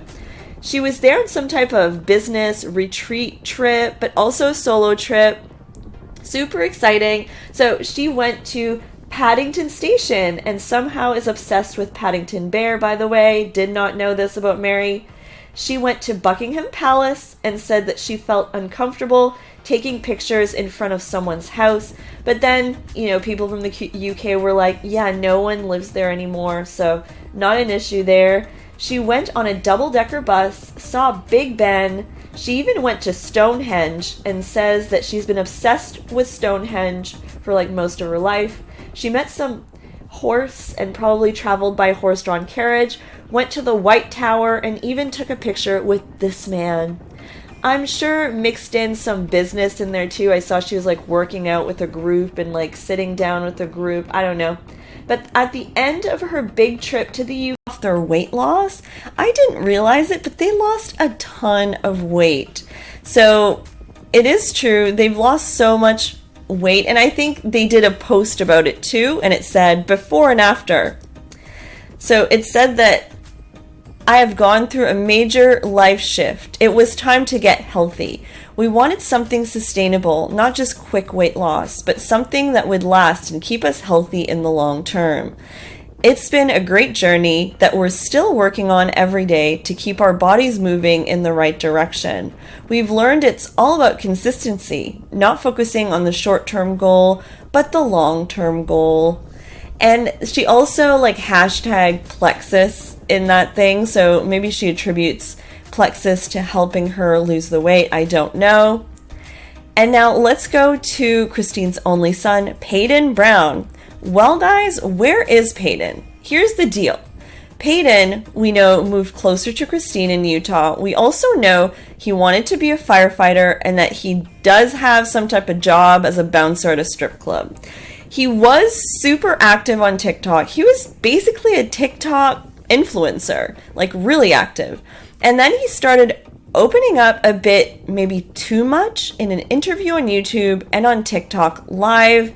He maybe went too far, honestly. He said that David is standoffish and that he doesn't see him getting, you know, that they're not going to get close. And that he kind of thought his mom was moving too fast in her relationship. Since then, he basically has vanished, disappeared from social media, and he was not at Gwendolyn's wedding. And he's, like, never at family events, it seems. I think it's possible that some of his speaking out has caused some rifts for him in the family. So that's sad. And like, where are you, Peyton? Where are you? He was like the most active on social media of the whole family. Next, let's go to Isabel. So Isabel is as beautiful as ever, and she's on their European trip with her sisters. Probably the most juicy story about Isabel this month is that she posted this image of like a Polaroid, and it's with her and a man and a baby, and her hand is like on this guy's thigh. So the baby, I mean, Christine's dropping truth bombs this season. Christine's celebrating Easter from now on, mostly because Cody had said no. So from now on, Easter's on. Janelle is happy that today things are going to be easy. Cue in the iPhone footage from hell. It's vertical. It's not even landscape, people. Like, really, TLC, we've sunk to new lows. Aspen is there, which is awesome, and so is Gwen, but not Peyton. Cody says we can get most of our family back together, but at the moment, I have a life with Robin and her children, and I'm okay with that. He then goes on a tangent about Janelle and Christine wanting the kids all to themselves. But, I mean, nobody sees it like that. I see it more as Janelle and Christine are doing what they need to do while Cody is busy in his monogamous bliss relationship or whatever, and they're just compensating for him not being present. The kids do an Easter egg hunt with money inside the eggs, and then they sit and have a picnic in Christine's backyard. There's this weird scene with Robin looking outside the window in such a creepy way, like I can't. And Mary says that she did nothing for Easter. She says Robin and Cody didn't invite her over. She literally sat at home. So poor Mary, run, Mary, run. Janelle says she's not missing Cody, Mary, and Robin, and she feels peace now. So, and now we're at the B&B. Jen's back, Mary's BFF, and they cleaned out the carriage house. Jen is on the phone with the contractor for the project, and she tells Mary he wants to know if he can do her hole. This is 3 for 3 weird things that Jen did on the show. She has a streak now. Well, I mean, the show needs some comedic relief, honestly, so I'm kind of okay with it. They're making a clothing boutique. Mary says that the relationship she has with Jen, she has kind of had with other people in the past in the family. She says she did with Christine, and she also had something like that with Robin, but it was more serious. Cody says that he has an amiable, distant news alert. It's official. Christine and David are engaged and getting married probably pretty soon, guys, after dating for an estimated 6 months. And she's started planning, apparently. So the announcements came with a People magazine article and an official TLC announcement. And maybe slight shade towards Cody, probably, maybe. Christine said, David treats me like a queen and tells me I'm beautiful every day. I've never been in love like this before, and the world seems like a brighter place with him in it. I'm so excited for the wonderful adventure we are going to embark on for the rest of our lives. And cue the multiple mentions about how he is the love of her life. And basically, Cody was not. I mean, is that slight shade? I mean, the whole never been in love like this before. Remember when Cody said at the tell-all that men probably won't like the fact that she's left a good man or something like that? Well, who's laughing now? Who is laughing now? Just saying. David even posted on his Instagram and said, every day when I look at you, I can't believe I'm the luckiest guy in the world because I have you. You are the most loving and caring person I have ever met. Christine is so in love with David. She's even writing about it on Washroom Mirrors. I mean, I'm literally serious. This is from David's Instagram. So they're definitely in that honeymoon phase still. And side note about David, his profile picture on Instagram is kind of giving me creepy vibes for some reason. He looks so much better in all the other pictures. Don't you guys think? Like, message to David, change your profile picture. Please. And it looks like they will be getting married sooner than later. Literally a day after announcing their engagement, Christine is already looking for wedding vendors in Utah, which kind of tells me, like, you know, she's in a hurry, or they're in a hurry to get it done. She said, "We don't always get second chances in life. I'm blessed to have found mine, to have found my happily ever after. It's time to plan a wedding. I'm asking for any Utah locals for help. Our wedding cake, flower," something about how she's gonna have bad karma or something. It's just terrible. It's so toxic what they're saying about each other, and it's just, oh God help us. Like, where are they gonna go from here? It's bad. Alright guys, hope you enjoyed my recap and reaction to Sister Wives Season 18, Episode 9. Leave a like and a comment, and I'll talk to you guys soon. Bye guys! A bad sister wife is someone who just monopolizes the husband so he has no time for anybody else. A bad sister wife takes her kids away from her husband. And that's exactly what Christine has done. Here are the teasers for Sister Wives Season 18, Episode 10, and I saved the best for last. Teaser number 3 this week is definitely the juiciest. So let's get to what Janelle, Cody, Mary, Christine, and Robin are going to be up to this week. Teaser 1. Christine and Janelle are having coffee, and Janelle blurts out that she would consider polygamy again, and that she likes polygamy. Ew, wait, what? How can she like polygamy after everything that just happened? And Christine is just so far away from that place in her mind. In her face, she's just so confused by what Janelle just said. Janelle is not in the space yet of admitting that maybe polygamy is not all it's cracked up to be. She just likes her independence. But she says that it would have to be one of those things where you look at someone and think, oh, I know that person, like she had with Cody. So Janelle wants another Cody? I'm so confused. Christine says that if she had a soulmate who was a polygamist, she would not do it anyway. So very different viewpoints here. Christine calls Cody a monogamist now, and Janelle agrees. And this is the first time Janelle's agreed with that fact.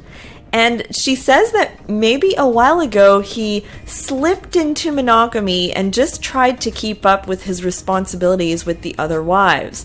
Just slipped, like slipped on a slide, slip on a banana, just slipped into monogamy. No big deal. Teaser 2. It's Easter 2022. Camera crying about how she wanted to be with her sister wives on a porch with her kids and grandkids. I do have a lot to say about this. Her fantasy about the wives on the porch that she's always talking about. She's brought this up before. It's like a fantasy, and even if they were all still with Cody, the relationships were not where, you know, they would have been like that on the porch. And she wasn't exactly acting like the wife that wanted to be on the porch with the wives. So I don't know. Like, it's a good image in your head, but in practice, yeah, she just needs to like mourn that whole porch thing. And it'll probably just be her and Cody on the porch. And sometimes life changes and you just gotta roll with it, Robin. So Cody says that he tried to do everything right and it didn't work. So now he should just be the devil you think I am now. With this breathy, scary voice. I think a lot of us fans would say he, you know, like from our perspective, like we certainly don't think he did everything right. Not everyone does everything right. And I mean, come on, really? Everything right? I don't know. And the final scene in the teaser is just something else altogether. I was kind of cringing the whole time. Like, should we have witnessed this? I don't know. But Janelle tells Cody to shut his you-know-what mouth, and he's like, no, no, no, no, and gets up and leaves, and then there's cursing.